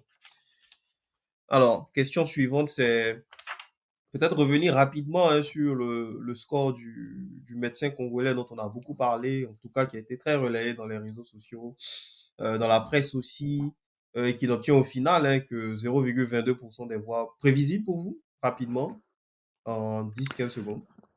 Prévisible pour moi. Moi, j'ai pas compris sa candidature. C'est pas parce que tu as fait un travail remarquable, et c'est à saluer d'ailleurs, que tout d'un coup tu as une vision politique, que tu es prêt à gouverner un pays. Alors, je pense qu'on peut aider son pays de plusieurs manières sans être nécessairement au pouvoir. Donc, pour moi, prévisible et satisfait d'ailleurs. Ça sera une bonne piqûre de rappel pour lui. Ok. Mais Arnaud, prévisible ou Oui, pas? oui, prévisible, prévisible, parce que l'élection présidentielle, surtout d'un pays continent comme le Congo, demande des observateurs, des représentants dans les différents bureaux de vote qui sont plusieurs milliers, demande une logistique. Et puis, comme il disait tout à l'heure, voilà, il faut une vision, il faut un certain charisme pour être président. Il a pour être médecin, il a pour faire ce qu'il fait déjà et très bien. Mais je pense pas que c'était ni le moment ou même que c'était opportun d'être candidat. Donc, pour moi, c'était totalement prévisible. Ok, Roland? Oui, je rejoins ce qui a été dit, mais j'ajoute que pour moi, non seulement c'était prévisible, mais il a fait pourquoi? On peut se poser la question, est-ce qu'il pensait vraiment qu'il allait gagner? Peut-être qu'il a fait aussi pour essayer de donner plus d'écho au sujet qu'il défend d'habitude de sa posture de médecin. Mais moi, je parie sur le fait que c'est quelqu'un qui, mine de rien, ces dernières années, est rentré dans une petite bulle. Quand vous êtes prix Nobel de la paix et que vous êtes reçu partout dans le monde, dans tous les médias, que vous avez accès à beaucoup de visibilité comme ça, de façon virtuelle, je pense que très vite, ça peut faire monter la mayonnaise. Il se dit, bon, finalement, pourquoi pas. Et c'est là où on se trompe. Parce que pour la petite histoire, il a quand même un village où il a une église avec plus de 500 fidèles, des entreprises, etc. Et il a eu que 43 voix dans sa communauté. Dans son propre village, il a eu 43 voix, ce qui a fait rigoler beaucoup d'observateurs. Mais ouais, non, mais c'est vraiment, ça montre à quel point, pour moi, il était dans une bulle. Et d'ailleurs, ses opposants l'ont critiqué sur ça. Moi, j'ai suivi un peu, quand il avait déclaré sa candidature, les proches de Tshisekedi qui l'ont accusé d'être un pion de l'étranger, l'homme chouchou de l'étranger, qui a accès à tous les médias, etc. Je pense qu'il est rentré dans une bulle. Pour moi, quand tu es prix Nobel de la paix, tu te contentes de faire ton métier et de porter ta voix qui est plus crédible. Parce que maintenant, lorsqu'il va parler, ils vont lui dire oui, mais en fait, voilà, vous avez eu tel nombre de vos élections, donc finalement, vos idées ne sont pas si populaires que ça. Alors que quand il était dans la position du médecin, réparateur des femmes, défenseur des femmes, prix Nobel de la paix, il avait une parole crédible. Et pour moi, il a dépensé un peu cette crédibilité-là dans cette élection. Il n'aurait pas dû. Donc voilà, c'est plutôt une bonne leçon et j'espère que voilà, il a tout simplement retenu et qu'il saura comment se positionner quoi. Ok. Dernière question sur ce sujet. Quelle priorité pour le nouveau président de la RDC 2 minutes chacun. Roland, tu reprends la parole. Oui, alors moi je pense qu'aujourd'hui la RDC est un pays qui fait face quand même à des défis sécuritaires importants. Et c'est des défis sécuritaires en interne. Aujourd'hui, quand vous prenez Goma, l'est du Congo, qui est encore une fois un territoire aussi grand, c'est peut-être même 2 fois plus grand, et ça a regardé, en tout cas c'est plus grand qu'un pays comme la Côte d'Ivoire. Si vous regardez toute cette zone-là, vous allez voir que l'État n'est pas présent dans cette zone-là. Voilà. Donc c'est assez regrettable, mais c'est le pays amputé d'une partie de sa superficie. Et je pense que le premier défi principal de Tshisekedi, c'est de consolider aujourd'hui l'effectivité de son pouvoir sur toute l'étendue du territoire. Donc faire en sorte que l'État soit présent partout et que cela puisse rassurer les citoyens. Je pense qu'aujourd'hui la sécurité, d'ailleurs, c'était l'un des thèmes l'un des principaux thèmes de la campagne, c'était la sécurité. Et puis la deuxième chose, mais c'est lié, c'est d'essayer de consolider la place que la RDC doit avoir dans le contexte actuel. Je m'explique 30 secondes. La RDC, c'est un pays qui est qualifié de scandale géologique. Et aujourd'hui, quand vous regardez un peu toutes les grandes boîtes qui sont en train de se lancer, notamment dans les véhicules électriques, etc., deal nécessairement avec des entreprises qui sont en RDC, qui exploitent du coltan, tout ce qui rentre dans la composition des voitures électriques en RDC. Malheureusement, aujourd'hui, le pays ne profite pas suffisamment de ces ressources-là pour un tas de raisons, hein, pour des raisons structurelles, pour des raisons de corruption qui font que les ressources de l'État ne sont pas gérées comme il faut. Je pense que si ces deux éléments-là sont pris au sérieux et traités de façon vraiment très poussée par le pouvoir actuel et la sécurité et canaliser tout ce qui est gestion des ressources, les ressources naturelles, minières, etc. de l'État, je pense que ça peut aider ce pays-là à sortir un peu la tête de l'eau parce que c'est quand même dommage de voir un pays comme la RDC aussi riche, aussi grand, où la population semble quasiment dans ce qu'ils appellent le seuil de pauvreté et ça c'est dommage. Donc pour moi voilà deux choses, défi économique, mieux gérer les ressources, défi sécuritaire, assurer une présence de l'État un peu partout. Ok. Arnaud, quelle priorité pour le nouveau président de la RDC? Oui, je pense comme les autres, hein, c'est un défi économique et un défi sécuritaire. Économique au niveau de la répartition des richesses, parce que le Congo, la RDC est un pays immense et riche, que ce soit au niveau du sol et du sous-sol, et puis bien sûr au niveau sécuritaire, parce que c'est une zone qui, en partie à cause de ses richesses, est en proie à de nombreuses convoitises, à la fois internes et des pays frontaliers. Et je crois que vraiment le chantier du président, ce doit être à ces deux niveaux-là. Il faut peut-être le rappeler, le seuil de pauvreté, c'est encore de 73%. 73% de la population vit en dessous du seuil de pauvreté, ce qui est complètement inacceptable vu les capacités ou vu la richesse présumée du Congo. Ok. Donc, sécurité et économie. Jean-Steve? Oui, je dirais pareil, sécurité, économie. Je vais rajouter en fait qu'il consolide ce qu'il a déjà commencé au niveau de la santé et l'éducation. C'est très important. La sécurité, c'est vraiment le défi majeur parce que avec la RDC qui a à peu près 70% des réserves mondiales de coltan, qui est aujourd'hui une des matières premières les plus prisées pour toutes les sociétés qui se lancent dans la nouvelle technologie, dans l'électrique.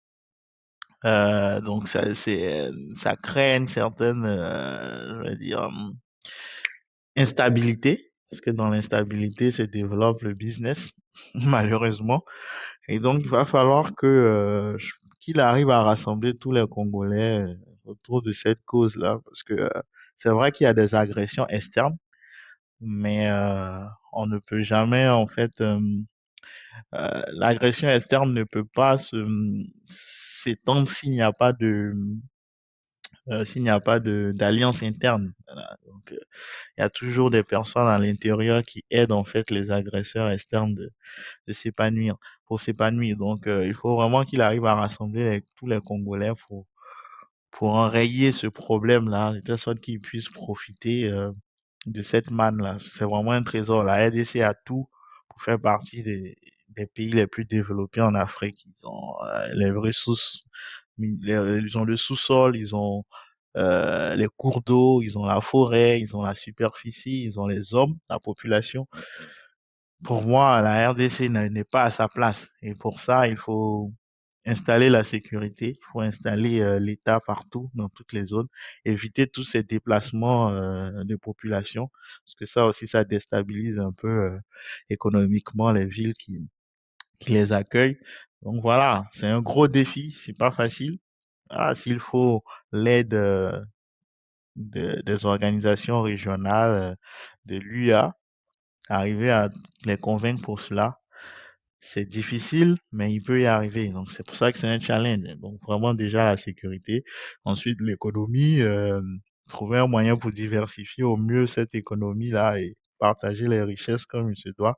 C'est quand même aberrant d'avoir une très grande partie de la population sous le seuil de pauvreté. Et la santé et l'éducation par rapport au futur. Donc, mettre des bases, en fait, pour consolider le futur économiquement. Ok. Ben, merci à tous encore une fois pour vos différentes analyses sur ce sujet. On passe au troisième et la nomination de Succès Masra au poste de Premier ministre au Tchad. Donc l'annonce a fait l'effet d'une bombe auprès d'une partie de l'opinion. L'économiste Succès Masra, figure de proue de l'opposition au régime du fils du maréchal Idriss Déby Itno, est à la tête de la primature de son pays. Comment avez-vous accueilli cette nouvelle? Qu'en avez-vous pensé? D'autant que certains parlent de trahison, d'autres parlent de réel politique. Arnaud. Personnellement, j'étais assez surpris, mais ça s'inscrit quand même dans un rapprochement qu'il y a eu depuis quelque temps, parce que on connaît l'histoire de Masra. On se rappelle de ce fameux jour d'Octobre Noir avec plus de 200 personnes qui ont été tuées.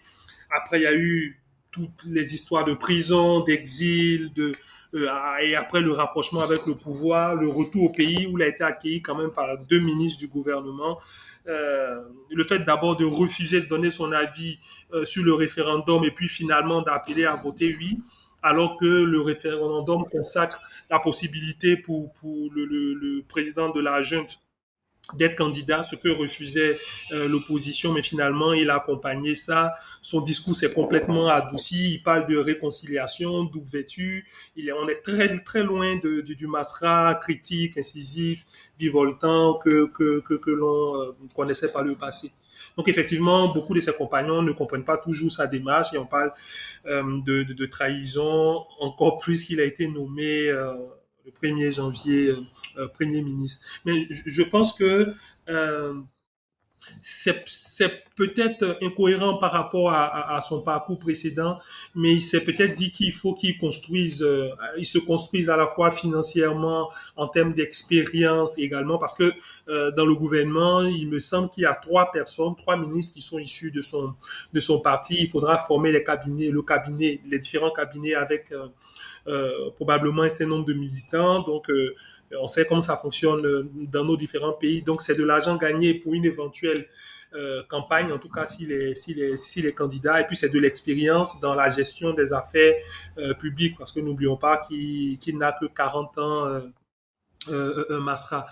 Ce qui est peut-être dommage, c'est que on a une personne qui est complètement différente.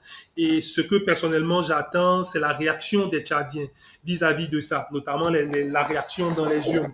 Parce que je me demande comment il va arriver à se départir de cette image de collabo du pouvoir quand on a été Premier ministre d'un régime qu'on estimait illégal, sanguinaire, etc. Et que finalement, c'est nous-mêmes qui dirigeons le gouvernement de ce régime-là.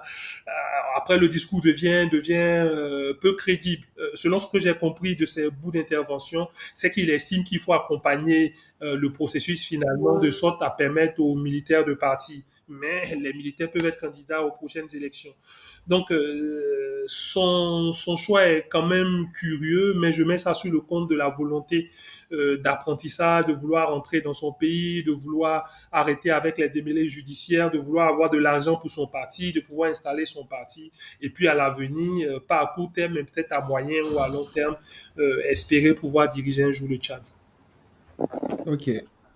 Roland, quelle Oui, analyse fais-tu de la situation? Oui. oui, deux choses, hein.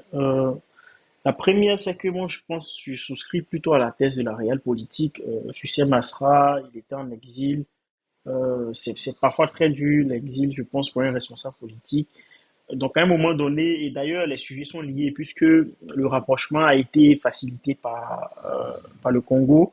Donc, je pense que, voilà, à un moment donné, il s'est dit, plutôt que de rester en exil et de souffrir un peu comme ça de sa situation, il a préféré rentrer, puisqu'il était traqué, même étant en exil.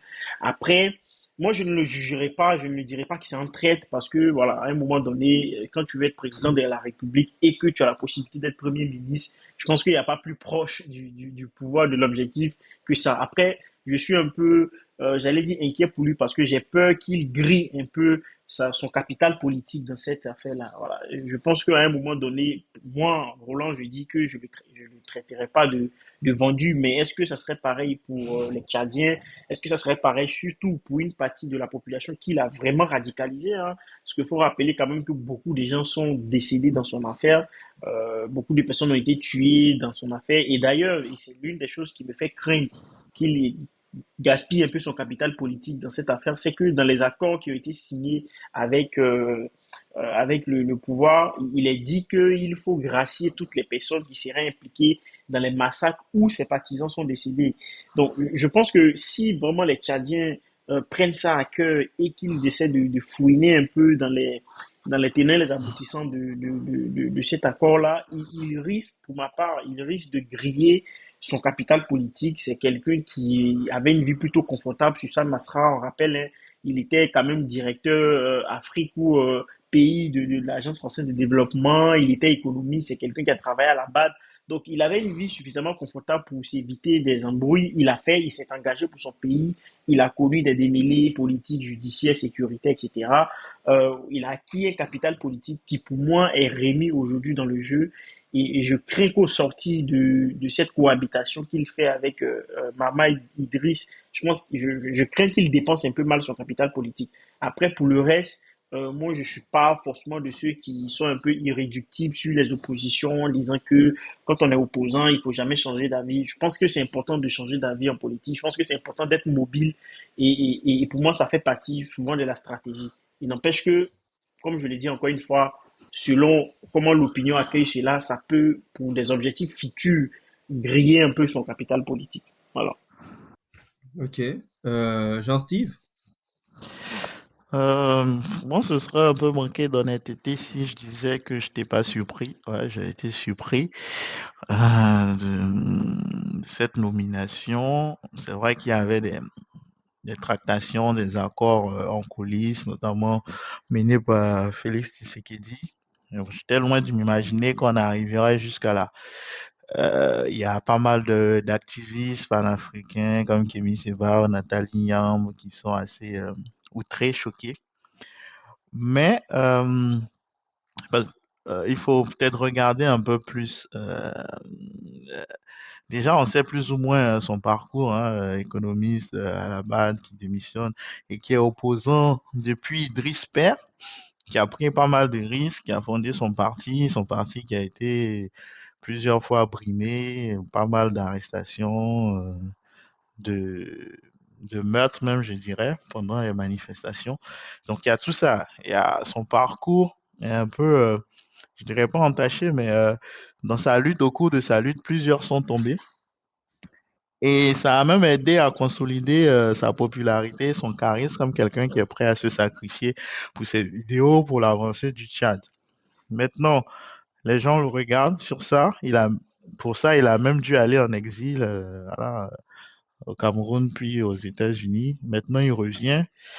Et petit à petit, on l'observe, des changements de position. Déjà, au début, il ne se positionne pas quant à voter pour oui ou non pour la nouvelle constitution. Après, il change d'avis en disant, bon, il change pas d'avis, bah, il précise vraiment qu'il faut voter oui parce que, soi-disant, c'est une meilleure constitution que les précédentes et qu'il faut partir de celle-là pour transformer le Tchad. On commençait à avoir un peu des changements, mais j'étais loin d'imaginer qu'on irait jusque-là. Maintenant, il est Premier ministre. Est-ce de la réelle politique? Il faut faire très attention parce que pour moi, la politique, ça se gère pareil comme en business, en fait. Tu fidélises les clients lorsque ton pourquoi est en parfaite harmonie avec ton quoi. En fait, lorsque tes actions reflètent ta vision que tu as toujours mise en avant. Donc, est-ce que quelqu'un qui était contre les transitions longues, quelqu'un qui était contre le fait que ceux qui gèrent une transition se présentent aux élections de fin de cette transition, est légitime? Est-ce que c'est cohérent avec cette vision-là lorsque lui-même, qui veut participer, qui veut prendre le pouvoir au Tchad, participe à cette transition en devenant Premier ministre? Et tout en sachant aussi, je pense bien que le président actuel de la transition pourra se présenter. Donc, il participe en fait à une organisation d'élection pour mettre fin à une transition, euh, officiellement une transition qui va continuer en fait. Est-ce que c'est cohérent avec sa vision? Je ne le pense pas. Et donc, il risque de perdre pas mal de militants. Donc, parce que là, il n'inspirera plus, mais ça sera plus de l'inspiration, mais ça sera de la manipulation. Quand ton quoi n'est plus en accord avec ton pourquoi, ça devient de la manipulation. Pas mal de personnes avaient fondé leur espoir en lui. Ces personnes sont déçues. Maintenant, il a peut-être son propre agenda caché. Comme on l'a dit, il cherche peut-être à se former, à apprendre comment gérer un État, comment gérer des ministres, c'est quoi en fait le pouvoir, la gestion du pouvoir de façon pratique, mettre les pieds dans le cambouis. Mais qu'il fasse attention. Comparaison n'est pas raison, mais la comparaison affine les talons, je dirais, parce que Jacques Chirac l'a bien appris en fait. Lorsqu'on est Premier ministre, il est difficile de devenir président par la suite. Donc, au niveau des cohabitations et autres, il perdait tout le temps les élections. Et lorsqu'il s'est vraiment retiré de ce poste, juste avant les élections, il a pu arriver au pouvoir. Donc, est-ce qu'il y pense? Est-ce qu'il projette ne pas se présenter maintenant et se présenter plus tard? Mais en général, lorsque tu es comptable d'un bilan et le Premier ministre l'est forcément, il est très difficile de venir euh, solliciter les suffrages et s'attendre à gagner. Donc moi, je ne comprends pas du tout sa stratégie. Lui, il est mieux placé pour le savoir. Mais là, moi, je vois un manque d'authenticité clair et qui peut impacter en fait sur sa carrière politique. Maintenant, il est assez jeune, il a 40 ans. Il pourra se rattraper et nul ne sait demain, hein. Ça peut être une politique gagnante, on ne sait pas. Il a peut-être une stratégie écran de fumée qui va nous épater tous. Mais pour le moment, j'ai été surpris et je ne pense pas que ce soit un choix très stratégique lorsqu'on veut arriver au pouvoir. Ok. Donc, pour Jean-Steve, succès Masra, c'est un peu tirer une balle dans le pied, mais Mhm. on attend de voir les futurs développements. Ensuite, cette annonce a été suivie quelques heures plus tard de celle de la mise en place d'un gouvernement de 40 membres, donc 28 ministres et 12 secrétaires d'État. Et on se souvient qu'il avait auparavant critiqué justement le train de vie trop élevé de l'État, la nécessité de réduire la taille du gouvernement. Il avait donné des exemples de ministères à fusionner, etc. Et on se retrouve aujourd'hui avec, pour beaucoup, une nouvelle contradiction. Qu'est-ce que vous en pensez, vous? Est-ce que c'est une contradiction, effectivement? Est-ce que, ben, on lui a forcé la main parce que ce serait un gouvernement imposé par le président de la transition? Quelle analyse est-ce que vous faites de de la situation, Roland? Bon, moi, je pense que, alors, le gouvernement est pléthorique pour une raison qui me paraît évidente, c'est que c'est un gouvernement qui essaie à la fois de combler un peu toutes les parties dans cet accord-là, c'est-à-dire le clan Déby et le clan Succès Masra. Donc, à mon avis, il ne pouvait pas y avoir d'autre solution. C'est-à-dire qu'il ne pouvait pas se permettre, à partir du moment déjà où il rentre dans cette compromission-là, pour moi, déjà, toutes les belles idées qu'il a défendues auparavant sur la taille d'un gouvernement de transition, etc., on ne pouvait pas s'attendre à autre chose qu'un gouvernement aussi pléthorique parce que, justement, il a certainement dû positionner ses propres gars et il a aussi dû positionner des gars de débit. Donc, c'est clair que c'est un gouvernement qui est là pour essayer de satisfaire un peu tous les Il camarades. est où? Euh, c'est Ah, ok. évident, c'est évident. Après, c'est dommage parce que quand on regarde un pays comme le Tchad, euh, et je sais pas, c'est pas méprisant de le dire, mais quand on regarde la population du Tchad, les conditions dans lesquelles les gens vivent, et qu'on voit un tel gouvernement, très honnêtement, c'est décevant en fait. Et c'est là où je dis que Sucé Massara est en train de tirer une balle dans tout son capital politique. Il est en train de détruire tout le capital politique qu'il a acquis au prix parfois de sa vie parce qu'il a quand même failli perdre la vie avec les bipèdes dans tout ce il a eu à faire en tant qu'opposant. Et former un gouvernement de 40 personnes, je ne sais pas comment demain il expliquera ça en cohérence avec le projet politique qu'il a toujours défendu de réduire les trains de vie de l'État. Je pense qu'il le disait avec conviction parce que c'est un économiste, parce que c'est quelqu'un qui a travaillé pour des institutions qui sont parfois plutôt austères sur tout ce qui est dépenses. Et je ne comprends pas ce qu'il a fait, mais encore une fois, ça s'explique par le fait que c'est un gouvernement qui est là pour répondre un peu à toutes les parties dans un accord politique. Voilà. Jean-Steve? Oui, il y a, je crois, Nathalie Yom qui a fait un post empreint d'humour là-dessus sur les réseaux sociaux et j'ai pas mal ri parce que on voyait des ministères qui ont été qui vont ensemble et qui sont séparés clairement. Ministre de l'économie, à part un ministre de l'économie numérique. Donc on a un ministre de l'économie, un ministre de l'économie numérique. Franchement, on ne sait pas à quoi ça sert. Moi, je suis pas. Déjà, je suis contre ces gouvernements pléthoriques, donc j'étais en ligne avec ce qu'ils disaient. Et pour moi, on n'a pas besoin d'être ministre. Moi, ok, il faut récompenser les partisans d'un accord, mais pour moi, le titre, c'est pas, il n'y a pas que le poste de ministre, en fait, en termes de récompense. Il peut y avoir le directeur des cabinets, on peut servir l'État, en fait, via plusieurs moyens. Donc, ces gouvernements pléthoriques, il faut qu'on mette fin à ça une bonne fois pour toutes. Et surtout pour des pays qui ont vraiment besoin de bouger économiquement. Donc voilà, pendant que la population a faim, on garde certaines personnes et qui ne vont même pas rendre compte au peuple, donc qui ne seront même pas jugés sous la performance, je pense. Et Masra, lui, son credo, c'était ça. Lui, il tenait coûte que le système de gouvernance se base sur la performance. Et quand on a ce type de gouvernement, franchement, je ne sais pas comment lui, en tant que Premier ministre, peut gérer déjà tout ce, tout ce, tous ces ministres-là, ce nombre pléthorique, et comment il peut juger de leur performance, en fait. Donc, voilà, malheureusement, les personnes qui sont tombées ce jour d'octobre 2022, ce jour noir-là, beaucoup doivent se retourner dans leur tombe parce que c'est vraiment se compromettre pour moi, diriger un gouvernement. Et ça montre aussi qu'il n'a pas les coudées franches. Franchement, c'est pareil. Tu es Premier ministre. Je pense pas que ce soit lui qui ait proposé ce nombre-là. Ça va pas venir, ça sera pas la première chose qui lui viendra à l'esprit. Donc, je pense bien que ça vient du président de la transition. Et du coup, donc, on se pose encore la question, est-ce qu'il dirige vraiment?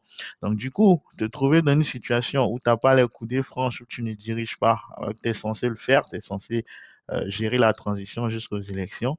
Donc, tu te trouves dans une situation où tu ne pourras pas imposer tes idées, mais on va te juger comptable, en fait, des résultats, en fait, de cette transition. Donc, je ne sais pas quelle stratégie il nous sortira, mais pour moi, je ne vois pas comment il va s'en sortir, en tout cas dans les, les périodes à venir. Peut-être plus tard, il pourra rebondir, on ne sait pas. Mais l'avenir nous le dira. Et moi, c'est assez regrettable de voir ce leader-là d'un genre nouveau qui, euh, qui se voyait disciple de Sankara, Lumumba et autres, prendre cette voie-là.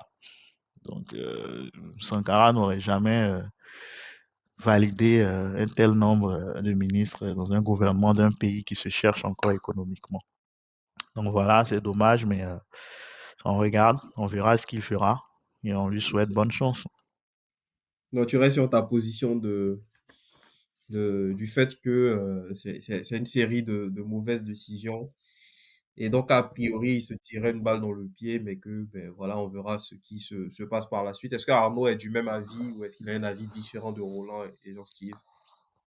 Oui, je ne vais pas répéter ce qui a déjà été dit, mais ça a tellement été magistralement dit que je ne peux pas dire autre chose. Juste répéter un tweet comme on a parlé de Nathalie Yam, qui au passage est une très grande amie. Les transformateurs ont été transformés. Le parti se présentait comme des Hmm. transformateurs, des gens qui allaient changer des choses au Tchad, et ils ont toujours eu cette posture-là. Donc les retrouver dans cette condition-là et en bradant tout ce qui a fait leur popularité et tout ce qui a fait qu'on les a suivis, hein, non pas seulement au Tchad, mais un peu partout sur le continent, revenir aujourd'hui avec, pour leitmotiv, la réconciliation et au prix de la réconciliation, accepter tout ce qu'on critiquait hier, c'est quand même un peu gros. Si c'est une stratégie qu'on n'arrive pas à lire, ok, une connaissance de l'État, oui, mais connaissance de l'État en bradant tous les précis, tous les combats, tous les espoirs qu'on a suscités au sein de la jeunesse tchadienne et africaine en général. Je trouve ça plutôt dommage d'avoir si peu de constance chez nos hommes politiques et encore plus lorsqu'il s'agit de quelqu'un qui est relativement jeune, en tout cas pour la moyenne d'âge que l'on connaît de personnalités politiques de ce rang. Ok, merci pour vos différents points de vue. Et Arnaud, je te repose, ça sera une transition sur la question suivante, hein. Est-ce qu'avec le constat que vous faites, on peut encore considérer, à la lumière de ces derniers développements dans le pays, que le succès Masra demeure le principal opposant? Sinon, quelle serait l'alternative en fait face au régime du président Déby? Est-ce qu'on peut se dire aujourd'hui, des transformateurs, c'est fini l'opposition, ils sont à inclure dans le régime de transition? Bon, un Premier ministre ne peut pas être opposant. Hein. Je vois très mal comment on peut dire que le Premier ministre actuel qui va gérer les affaires courantes, qui va s'occuper de tout ce qui est problème des syndicats, les syndicats vont revendiquer contre lui et on va le considérer comme l'opposant au gouvernement que lui-même il dirige. Je pense que c'est un peu tiré par les cheveux. Il n'est plus, disons-le très clairement, il n'est plus le premier opposant tchadien. Et c'est dommage d'en arriver à cette conclusion, surtout vu tout ce qu'il a fait précédemment. Et c'est à l'opposition tchadienne hein, de se il y a plusieurs noms, bon, plus âgés peut-être, mais il y a plusieurs noms dans le paysage politique tchadien.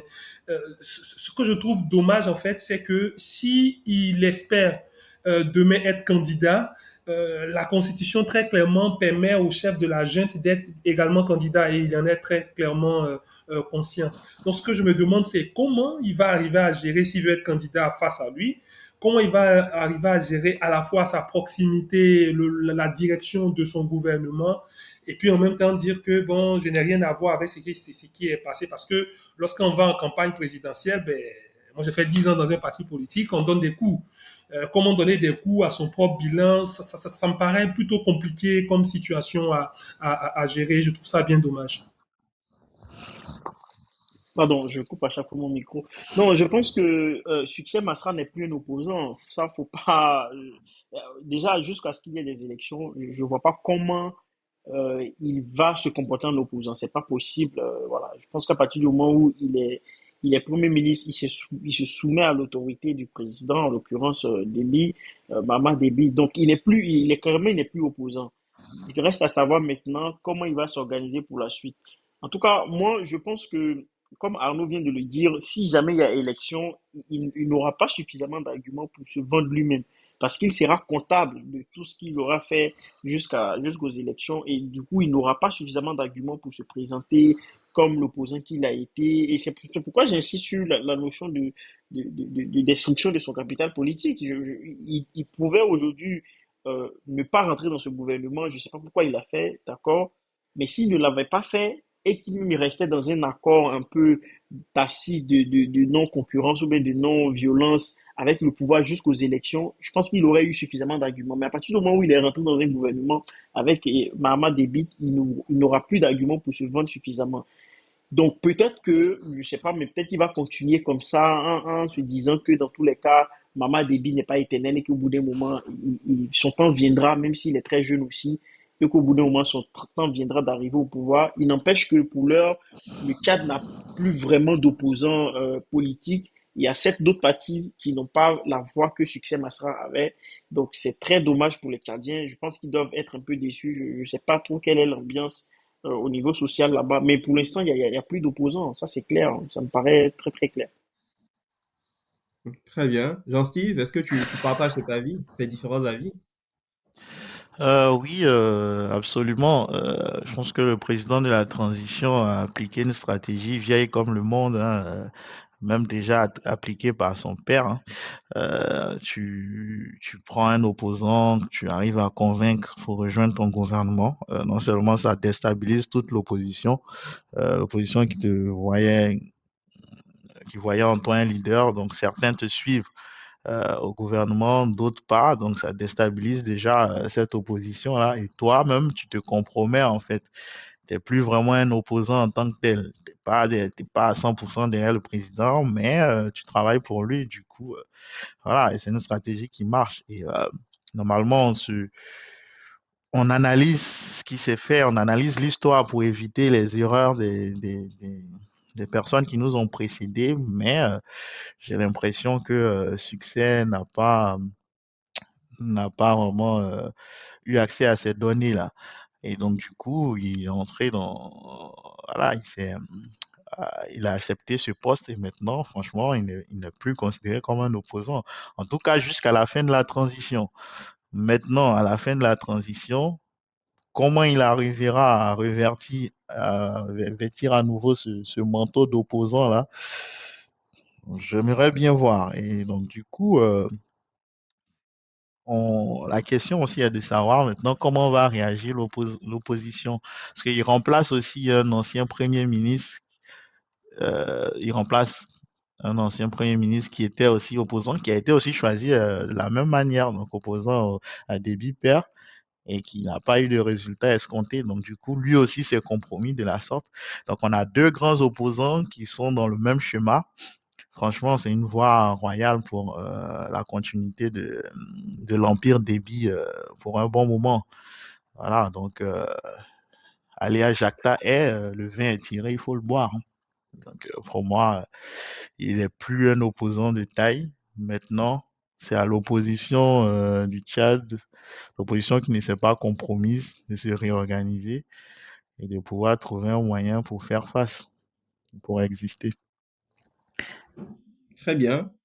Ben, merci à tous de vos différents avis. C'était la dernière question de ce dernier sujet et donc de notre session d'aujourd'hui. Je vous remercie encore de votre disponibilité, de vos différentes analyses.